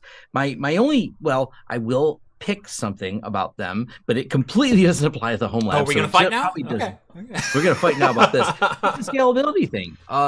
We do a lot of consulting on XCP-NG. We're going to be one of the big resellers of it in the US. They have a reseller program for their enterprise support level. And like, some of the companies we have, like just the hardware cost for the build was $150,000 worth of hardware that went into building these epic systems that run it. We see XCP-NG with people with like 2,000 VMs on them. It scales really good. Yep. And one of them was a pretty large lumber company, and they had previously used Proxmox, and it just couldn't handle the scalability problems. And that's my only kind of beef. But from a home user's perspective, you aren't likely to have, maybe you are. I mean, there's definitely some home users that boggle my mind. You may have 2,000 VMs running, but not usually, just as a rule of thumb. I try not to. Yeah. So my nitpick doesn't apply to the majority of the audience that's probably watching it, but there is a niche of that audience that does watch the videos. Yes. How do I know? Because they hired me for my videos. How do you think we got the consulting gig to migrate 2,000 VMs? We migrated some off Proxmox. The biggest ones we did was a company in Europe. We migrated them. They spin up phone servers, and we got them off of VMware. Okay. So I always feel great getting people off of VMware. That's usually my target. We rarely take people off Proxmox. We don't run too much Proxmox in the enterprise. Mm-hmm. Mostly it's VMware, as you know. Yeah. VMware rules the roost in there. But with their whatever their acquisition status is, we know how Broadcom is with companies. they have a plan. It's to monetize the hell out of it. So we already know what when that goes through VMware prices, they've already gone up. They're just going to keep going up more. When I did MSP work, one of the value adds I would try to bring to all of my clients was also kind of a, let's just say a personal vendetta of mine. It was to get every business I possibly could off of VMware and Cisco. I will save you money. You will literally pay 30 cents on the dollar contracting with us than contracting with your current person, because we will switch your infrastructure over to a license-free system. And that was literally all I needed to get my foot in the door most of the time. Was for all of your self-hosted services, 30 cents on the dollar. Your costs are now in hardware, not software in perpetuity. Yeah, the license only goes one way in terms of pricing. It's always more than it was last time you renewed. Right. So yeah, we rolled out a number of Proxmox. We actually rolled out a number of Hyper-V servers, simply because when you get into the Windows side of things, if you have a small business that needs Active Directory and Radius and a couple of other internal services that a lot of businesses use, sometimes it's a lot easier just to host all your VMs on Hyper-V. In fact, I've done a video on this of small business in a box. Hey, you've got a lawyer's office that needs 5 clients and an Active Directory server and a couple of other things. Why are you paying for a Windows Server license and then only using one aspect of it when you could pay for the Windows Server license, run everything on Hyper-V, and then have as many Windows servers under it as you want? The CAL pricing is the same, so why are you? Yeah. So yeah. Mm-hmm. No doubt. I see Xavier Johnson has joined. I haven't said hi to you in a minute, and Xavier, so hey, good to see you in the chat. Hey, X is here. Awesome. Good to see you. Oh, fun stuff. Yeah. What else we got in the show notes here? We're before we get way off topic. We are way off topic, but we got Okay. about 30 minutes left, and we do have some rapid fire stuff that I think we can get to. Starting with this one should hit very close to home, Tom. ISPs complain that listing every fee they charge is too hard, so they just want to like charge you the fees and not tell you what they are. And they are urging the FCC to scrap a new rule where they have to tell you why they're taking your money. So I am fascinated by the fact that phone companies have a recovery cost. And if you're not familiar with what that is, I don't get to charge this, but phone companies are allowed to. Recovery cost is the cost of processing the taxes.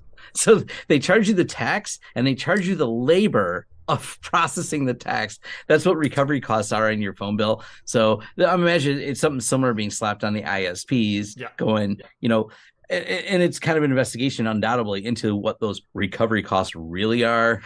Yeah. How much did it really? It seems like the taxes were $5, but you charged me $10 to recover the $5 in taxes. Right. Also, by the way, as someone who resells VoIP and resells it directly, we do FCC and state level collections. All those. What is that called? We're a CLAC, so we have all those fees. Okay, that's dumb. That's. I learned that through the acquisition. We weren't when we were a company when we merged. They are, and I'm like, oh man, this is bad. As someone who's worked with a number of educational institutions over the years, E-rate is that level of dumb. We've done E-rate. Yeah. Yes, that's bureaucracy at its worst. I feel you. I have been there. Yep, I just wrote off some stuff that I can't collect because it went over budget too far. It was just annoying trying to fill it. The paperwork wasn't worth it, so I wrote it off. I'm like, whatever. Mm-hmm. We did a big project that was E-rate, and it was just like the bureaucracy to finish this small overage on a project. The bureaucracy cost in my internal would have exceeded what the value was of what they owed. So I just said, we're eating this. Right. I don't feel like doing paperwork. Right. And no one else wants to do it either. But anyway, yeah, the broadband industry right now is trying to fight requirements where they have to list all recurring monthly fees and why they're charging them. Seems like something that should be required. Yeah.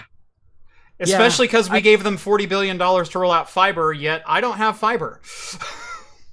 That's the bigger thing, is all of the different breaks they were given to give us better internet that we didn't get. Yeah. And I directly fought the Comcast lobby groups that were here very actively, by the way. I went to like town hall meetings and had to actually get out of my chair. I couldn't just bitch on the internet. Yeah.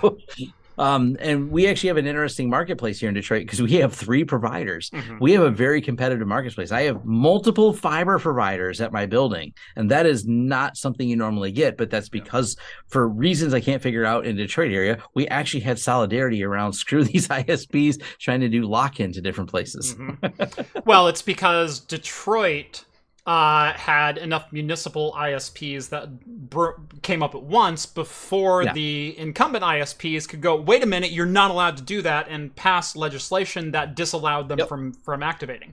And so depending on what city you live in and what region and whatnot, like there's regions of Tennessee which have very similar things to Detroit.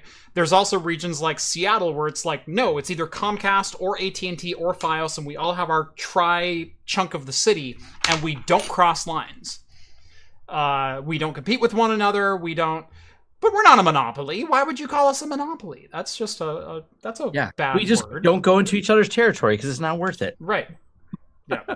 We all golf together and we make sure it's all good. Mm-hmm. So yes, if you are at all concerned with where your money is going when it comes to ISPs, which you absolutely should be concerned where your money is going when it comes to ISPs, make sure the FCC passes this. And it stays on the books, please. Internet Archive. Let's talk about music and books, shall we? Music. Internet Archive. A lot of preservation societies love the work that they're doing, digitizing and preserving all forms of media. That is, books, music, software, games, entertainment, movies, etc., preventing them from being lost to history. Because something like 80% of art that is created is lost within 30 years. It is a staggering number when you think about it.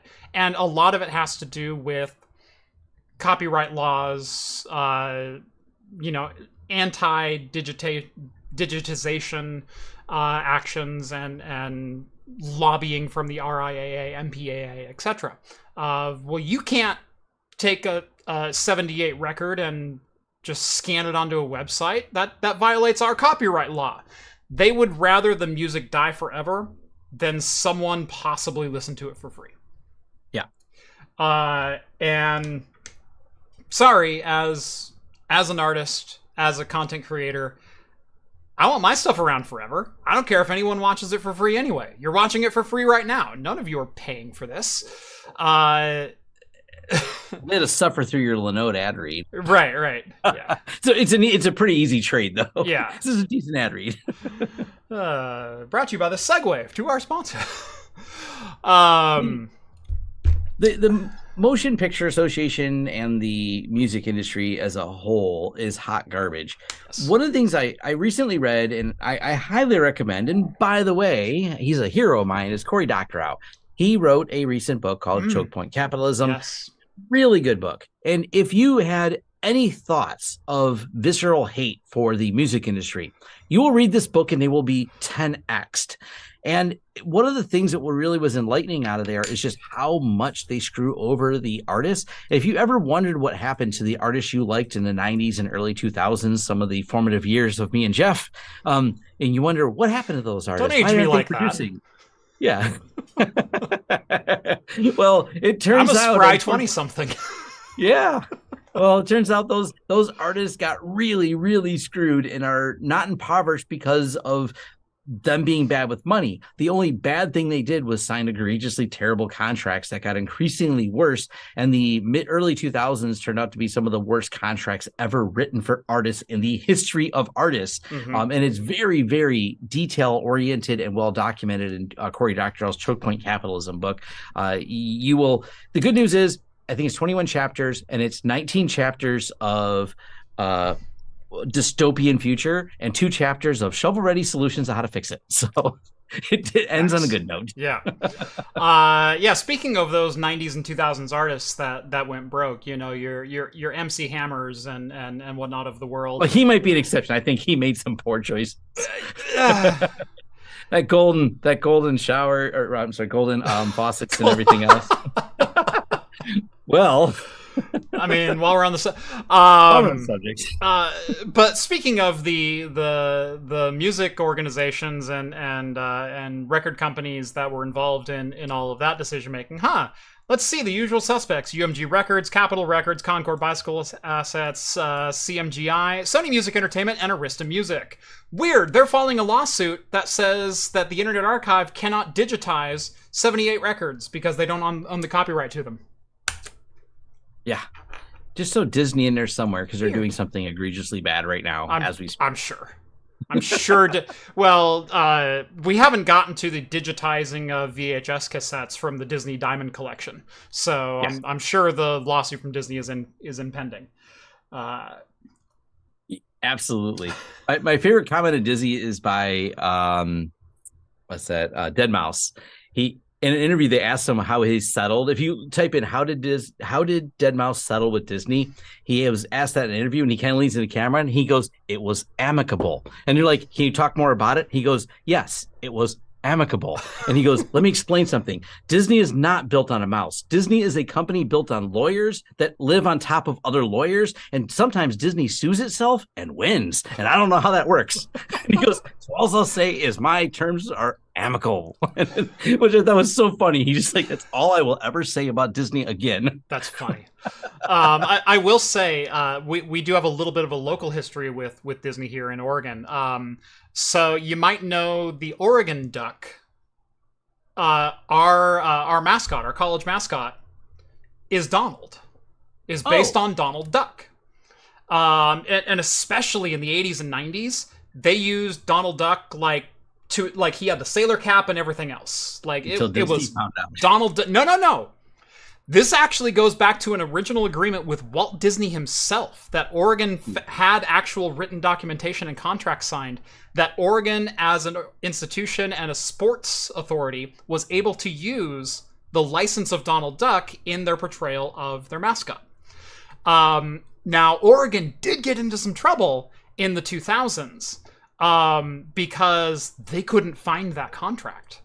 It was kind of like a verbal of someone back in time talked to Walt Disney and goes, "Oh no, I love the use of Donald in the mascot." They finally found written documentation of it, but because it's a licensed character, he's also bound by certain conduct requirements that cannot paint Disney in a negative light. And so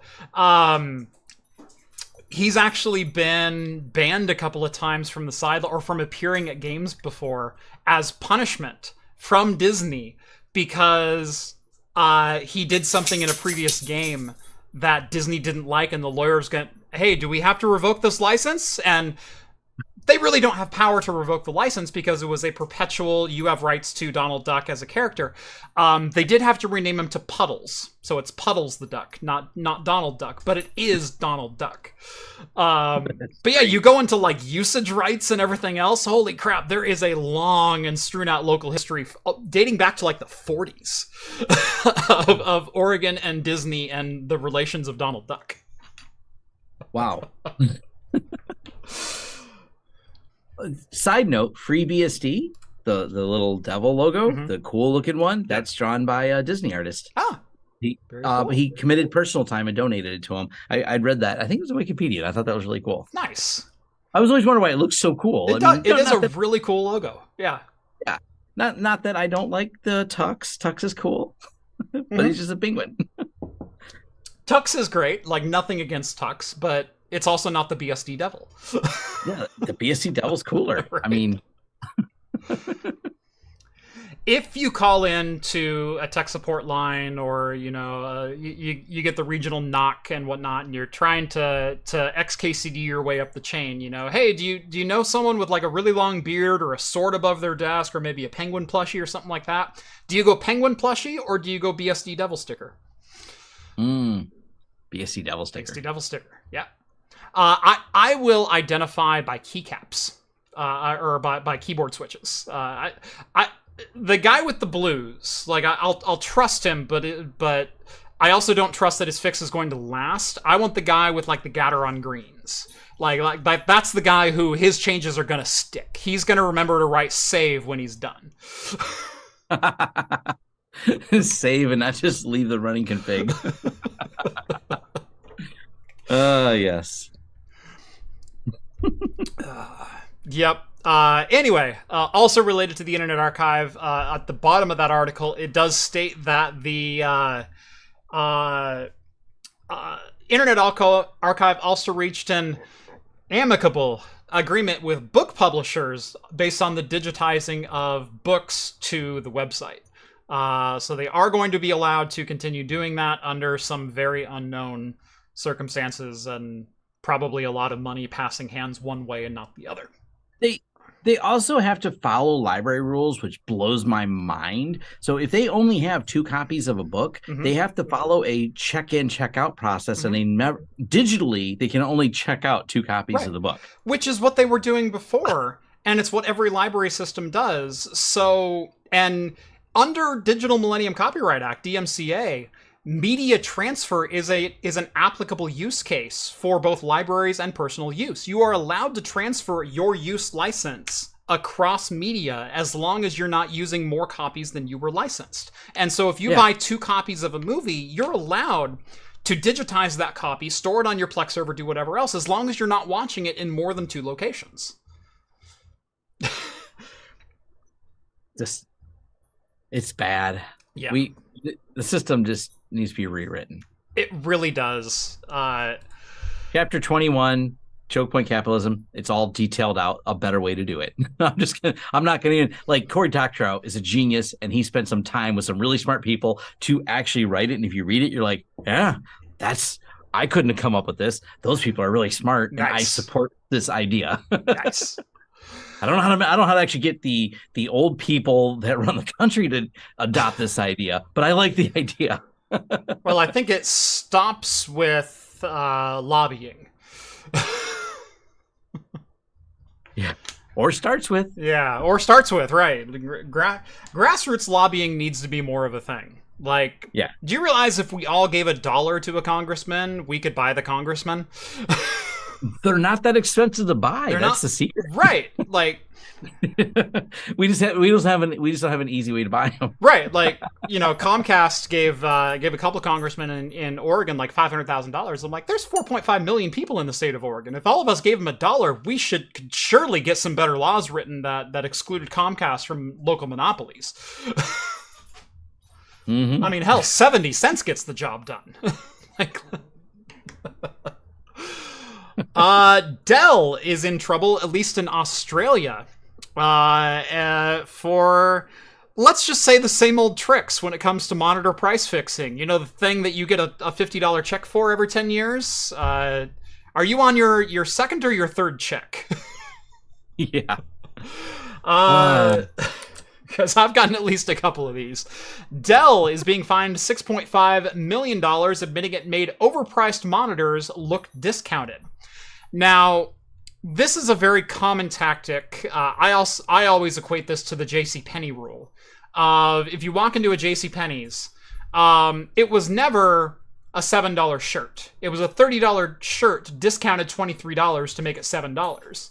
If it's always on sale, then it never is. But it was also always on sale. So it always looked like a $30 shirt, but you got it for $7. Now, that's one thing if you're selling a single item. It's one thing if you walk into a store and everything's 70% off all the time. It's another thing if you're buying a PC, you're buying one item, and they're implying a discount bundle if you buy another item. And that's what Dell is getting dinged for here. What they're being accused of, and actually found guilty of and fined for, is if you go and buy a PC as a bare PC, they would show egregiously marked up monitor and peripheral prices that were discounted if you bought them in the bundle, but they were the same damn price if you bought them singularly on the website. And this creates some confusion in the marketplace with consumers who are potentially buying a PC and go, wow, I could save $1,400 if I buy a monitor today? No, you can't. That's the regular price. But we made you spend an extra $1,000, didn't we? And that's the crux of it. I've always hated all that. It just, it drives me a little nuts. I was outside of tech. Like, I like a lot of companies are kind of like haggle free. It's this price. Cool. I just wanted the thing. Yeah. I didn't. Haggling, it has its place. There's people who really enjoy it. There's also someone like me who goes, can I just get this thing? I'll haggle on something big ticket, but I really just kind of want my thing, and don't play all these games with me as a consumer. Even big ticket things, like buying a car. I want the sticker price. I want the price on the windshield when I walk up, and that's it. I don't want to haggle. If we're gonna haggle over anything, it's the trade-in value of my car. But the sale price of the car that you're selling me should be the price of the car that you're selling me. And nothing drives me more crazy than buying a car and, well, it's listed for this, we can get it to you for this. Well, what was your trade-in? Oh, we can give you this much for your trade. Well, that's not what my trade is worth. Okay, but we'll just adjust the sale price. No. I want the value of my car versus the sale price of your item. Those are the only two fluctuations, and they fluctuate independently of one another. Yeah. So we had some. One of them, he was so unforgettable because he was just such a good salesperson. We had used car dealerships as clients, and like the shady used car dealership, we're just going to call them out. Oh yeah. We were talking about the sticker prices and stuff like that, and I'd asked him one time. One of my friends was looking for a car, and I'm like, "Hey, you have a good price on that car," and she's paying cash. He goes, "Well, that's not the cash price." I go, "Oh, so the cash price is less than the sticker?" He goes, "No, the cash price is more." And I said, "What do you mean it's more?" And he goes, Tom, I don't sell cars. I sell financial opportunities for me. He goes, that is the payment price because we sell finance.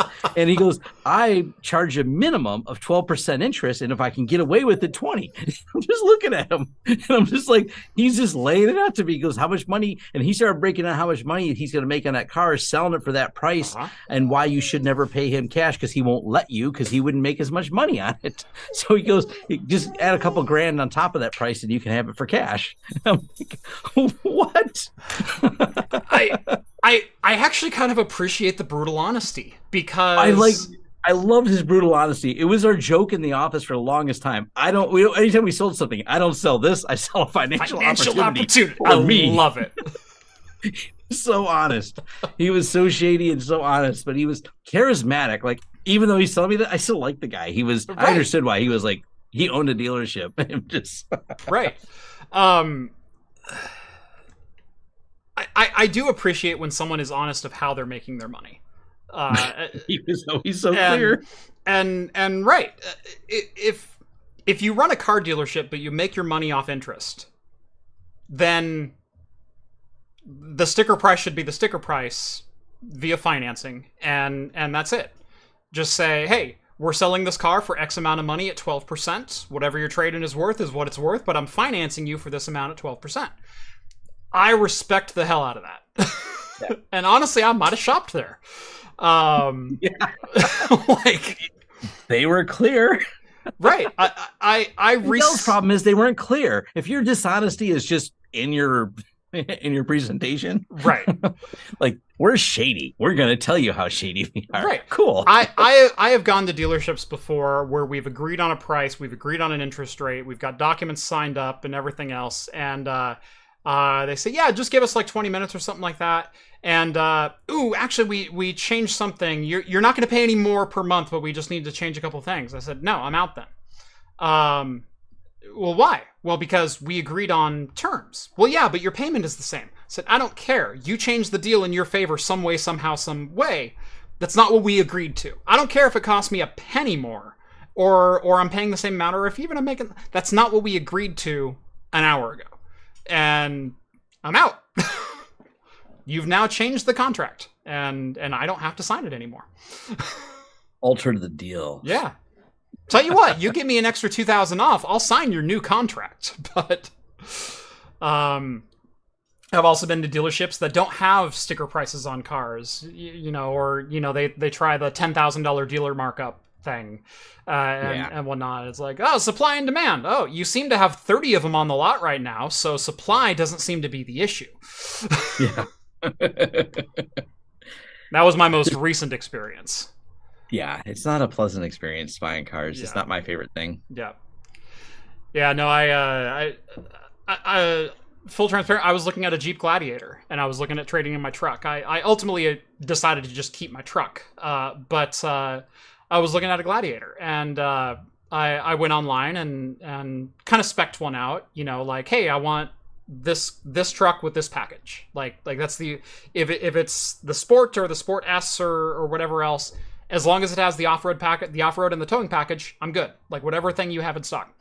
The price online was $42,000 for that package. The only ones they had on the lot were $58,000 because they added every other package on top of it. And I went, that you didn't care about. And I went, well, that's not what I wanted. I don't care if it has a 9-inch screen versus an 8-inch screen. I don't care if it has, massaging seats. I don't care if it has 3 different tops that come with it. That's not what I want. I want to spend $42,000, and I want all of that money to be under the hood and inside the drivetrain, not under my ass and in front of my face. And they're like, well, you're going to have to custom order one then. I said, okay, I guess I'm going to custom order one then. And then ultimately decided not to do it. But yeah, I hate haggling. I don't do it. Painful. All right. I used to have my dealer's license for a while so I could get away from that. We used to buy stuff at auction. Yeah. I have a car background as well. It was a fun hobby. Nice. Two more very quick stories. Dunkin' is releasing a boozy version of their iced teas and coffees. This actually is kind of interesting. We don't have a lot of Dunkin' Donuts around here. I know they're much bigger the further east. Yeah, there's a lot of them around here. Yeah. Over here it's Starbucks and local or regional coffee chains. So we have Dutch Brothers and Java Crew are the two that are really big around here.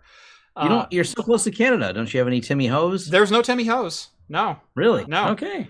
We finally got an In-N-Out and a Chick-fil-A. So we're definitely up and coming. Yeah.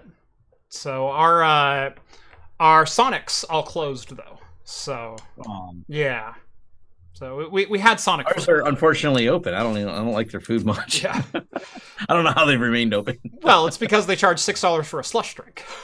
That's not even good. That's ice and syrup. It's a $6 slushie. When you can get that for $1.50 at 7-Eleven. So, kind of relating to Dunkin' Donuts, did you know Sunny D has alcoholic drinks now? Mm-hmm.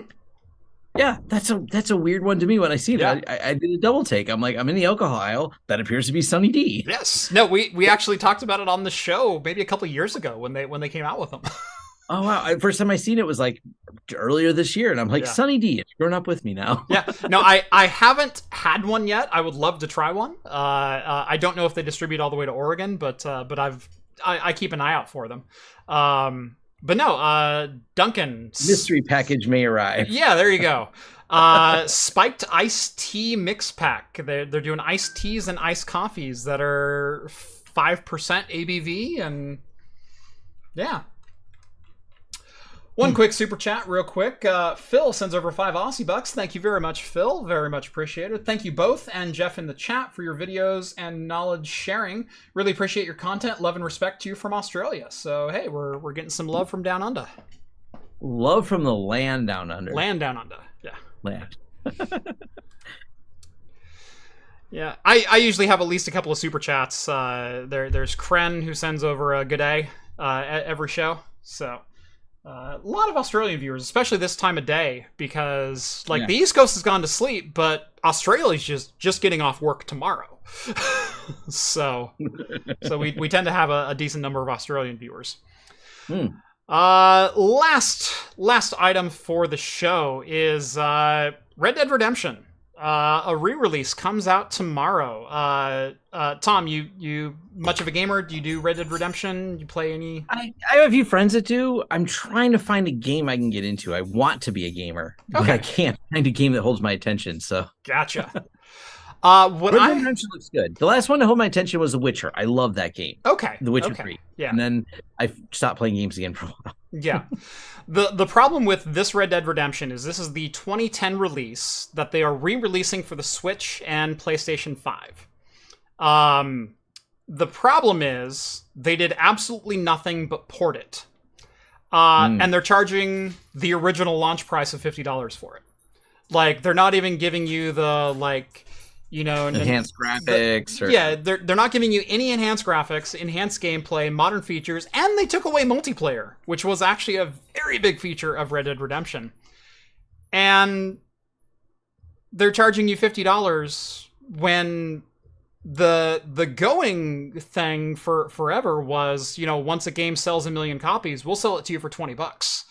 And if we're going to re-release it for a next-gen console, we'll sell it to you for $20, or you get the upgraded version for free, or whatever. No, $50. That's like selling Skyrim for $50. Oh wait, the Switch does that too. Yeah. $50 is insanely big, and the consolidations in it kind of have allowed these companies to overcharge us a bit, I think. Mm-hmm. It's an interesting industry for sure. Yeah. Speaking of how much can we possibly charge a customer and still get away with it? That's been the gaming industry. That's been the MO of the gaming industry for probably the last 5 to 8 years or so. Is how much content can we regurgitate that we've already made? We've already made the critical investment in. Red Dead Redemption was not a small game, was not a small endeavor in 2010. Multi-million-dollar investment by Rockstar Games, but it's already made all of its money. and you've already spent all of your money in the development, it costs you literally nothing to port it to Switch and PlayStation outside of some QC testing. Like, this is not...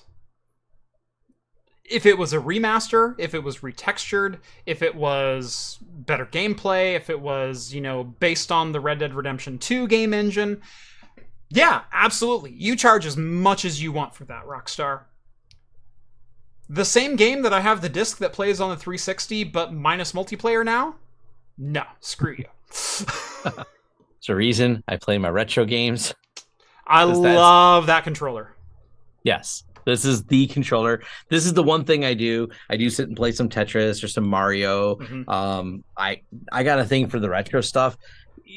It's like I never grew up. Like, that's where I started gaming, and this is where I also still like it 20 years later. And the best version of Tetris is not anything other than the NES version. The NES version of Tetris is still my favorite. Ooh. I like the NES version. I like the Game Boy version. My favorite version of Tetris is probably for the DS. It does this evolution of styles through Nintendo's history based on some of their games, and so it goes through a Donkey Kong phase and a Super Mario Brothers 3 phase and an original Zelda phase and changes your colors and backgrounds and things like that, and the music along with it, based on the era of Nintendo that they're representing at that time. And fantastic gameplay on top of it. Like, so yeah, the DS is probably my favorite version. Yeah. The Nintendo stuff is just good for the Tetris. I see something. Tetris 99 is okay. Yeah. There's a couple of different versions that I kind of like. There was Tetris Attack that my wife and I will play from time to time. Tetris 2 for the NES will fire up, and my wife and I, our date night is Saturday night, and so we'll put the kids to bed at 8:00, and then we'll have a couple of drinks and play video games. And sometimes it's like Mario Kart for the Switch. Sometimes it's like going old school and playing Dr. Mario. And so that's what we'll do. So yeah, there's been a number of Tetris 2 arguments. Get my wife to play that. Well, I'll suggest that for date night. I'll try to change it up a little bit. She'll be happy. There you go. Michael sends over a no Kren today, so g'day. So I got my Aussie g'day. Thank you, Kren, for 11 months of membership.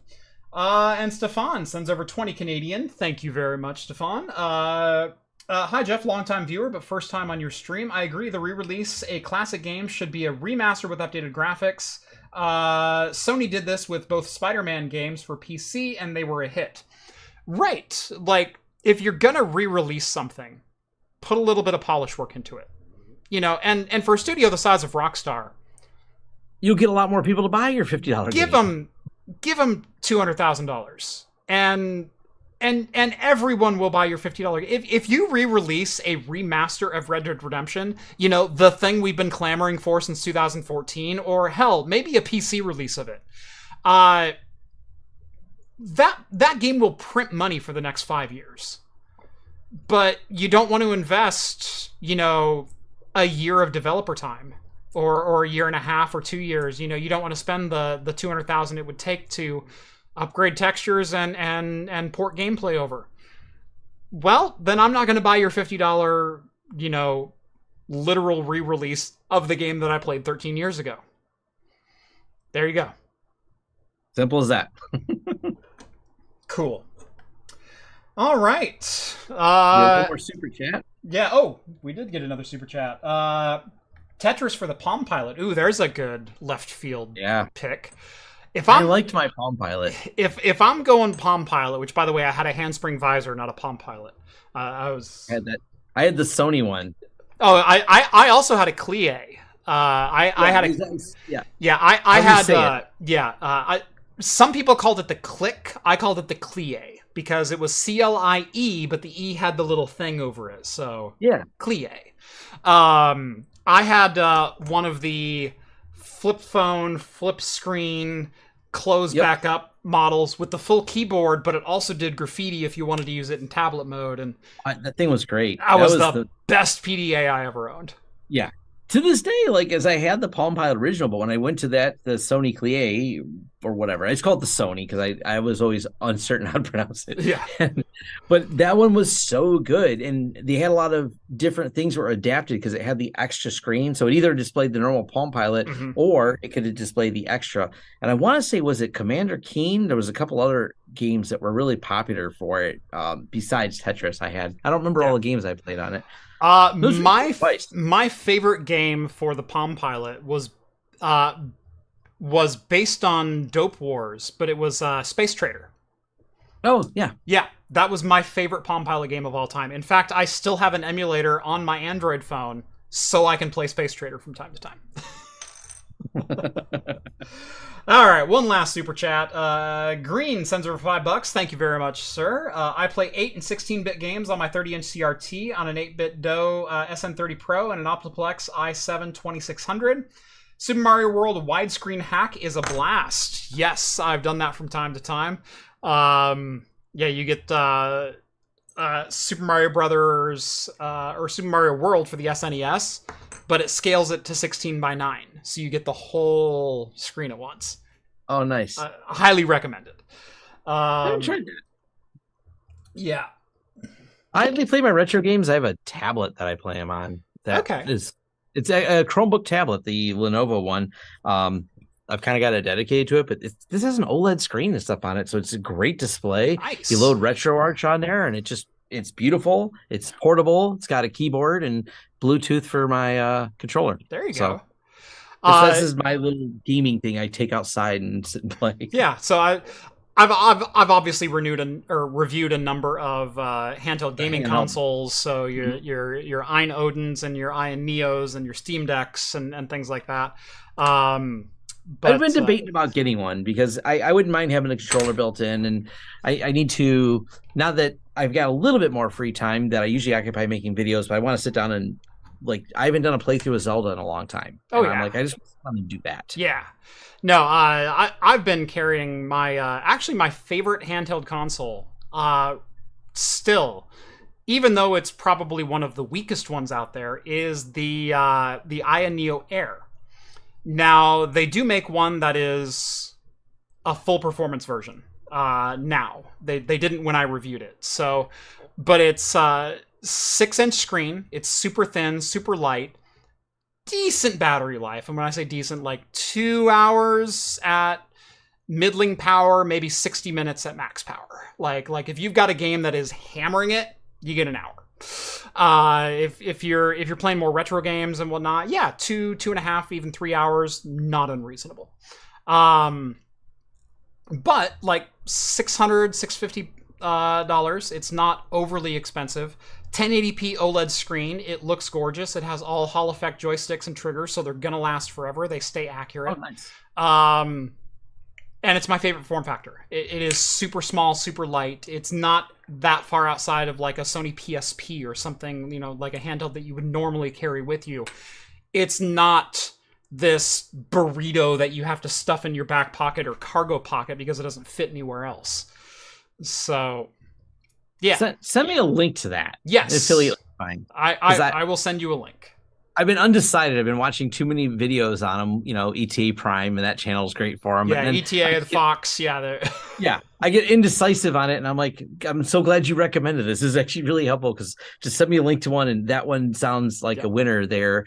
2 hours is fine because I have a battery pack or I'm plugged in somewhere. So, yeah, I like that idea to go sit. It's been especially so nice if you're more retro focused. I'm not playing 8 titles. I'm mostly playing basic games. If I play games, retro stuff is probably my biggest preference. Yeah, I certainly have quite the ROM collection. Me and Jay have lots of Linux ISOs.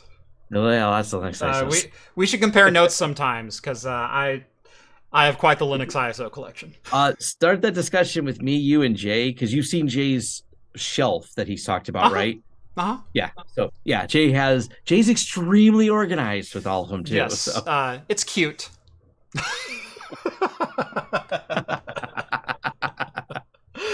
Yeah, no, you got some things too. So Anyway, all of us, hit me up, alertsystems.com. That's where you find me on whatever socials are available at the time you're watching this video. So I've been saying to people, because I can't even predict, like, Twitter's no longer in our vernacular. Like, it's slowly, like, it's been unbranded, which is weird. So I saw people in the chat today saying, I read this thing about the current LTT happenings on X, and I went, oh God. Yeah. It's such a crazy unbranding, and it's, yeah, so... Why would you... I don't even want to go into it, but why would you destroy literally a decade's worth of brand recognition? I don't know, but I hope other billionaires in their midlife crises are just burning money, because there's something about that brings me a little bit of joy. It's just like, there's... Yes. Yes. Going from 40 billion to a new valuation of 15 billion. I mean, I want to see everybody do that. Yep. Anyone who has 40 billion to spend and turn it into 15 billion, right? Thumbs up. Yes. It provided me with some amusing. That's why I don't need reality TV anymore. No, you don't. Anyway, what's that show? Silicon Valley. They can't write it today. They're like, there's a writer just throwing a pen down, going, I give up. Reality is way dumber than whatever we can put on this piece of paper. Well, also they're on strike. Well, that's true too. Yeah, if they were actually writing. Sorry. Yeah. Anyway, all right. This has been Talking Heads, episode 297. Yes, we've done that many of them at this point. If you're looking for a new channel to watch live shows on, we stream every Wednesday night at 6 p.m. Pacific time. We go over beer, tech, games, entertainment, the latest in happenings online, and we'd love if you joined us here. Anyway, if you like the content you see, make sure to subscribe to Craft Computing if you haven't done so already. He is Tom Lawrence. You can find him at Lawrence Systems on pretty much any social media platform you would ever like. If you like the content you see on this channel and want to help support us in what we do, go over to craftcomputing.store, grab yourself a pint glass, and I don't know, maybe you're looking for a new water bottle. We're actually going to have water bottles launching on September 1st. 32 ounce and 22 ounce sizes incoming. So stay tuned for that. And they're super cool. Thank you. Other than that, thank you all so much for watching. If you join the Patreon, you get exclusive access to the Discord server. And after every live show, we also do an after party exclusive to the Discord. Live chat on camera with myself and some of the other hosts from Talking Heads, as long as the community at large. And it is always an awesome time. Cool. Thank you so much for watching.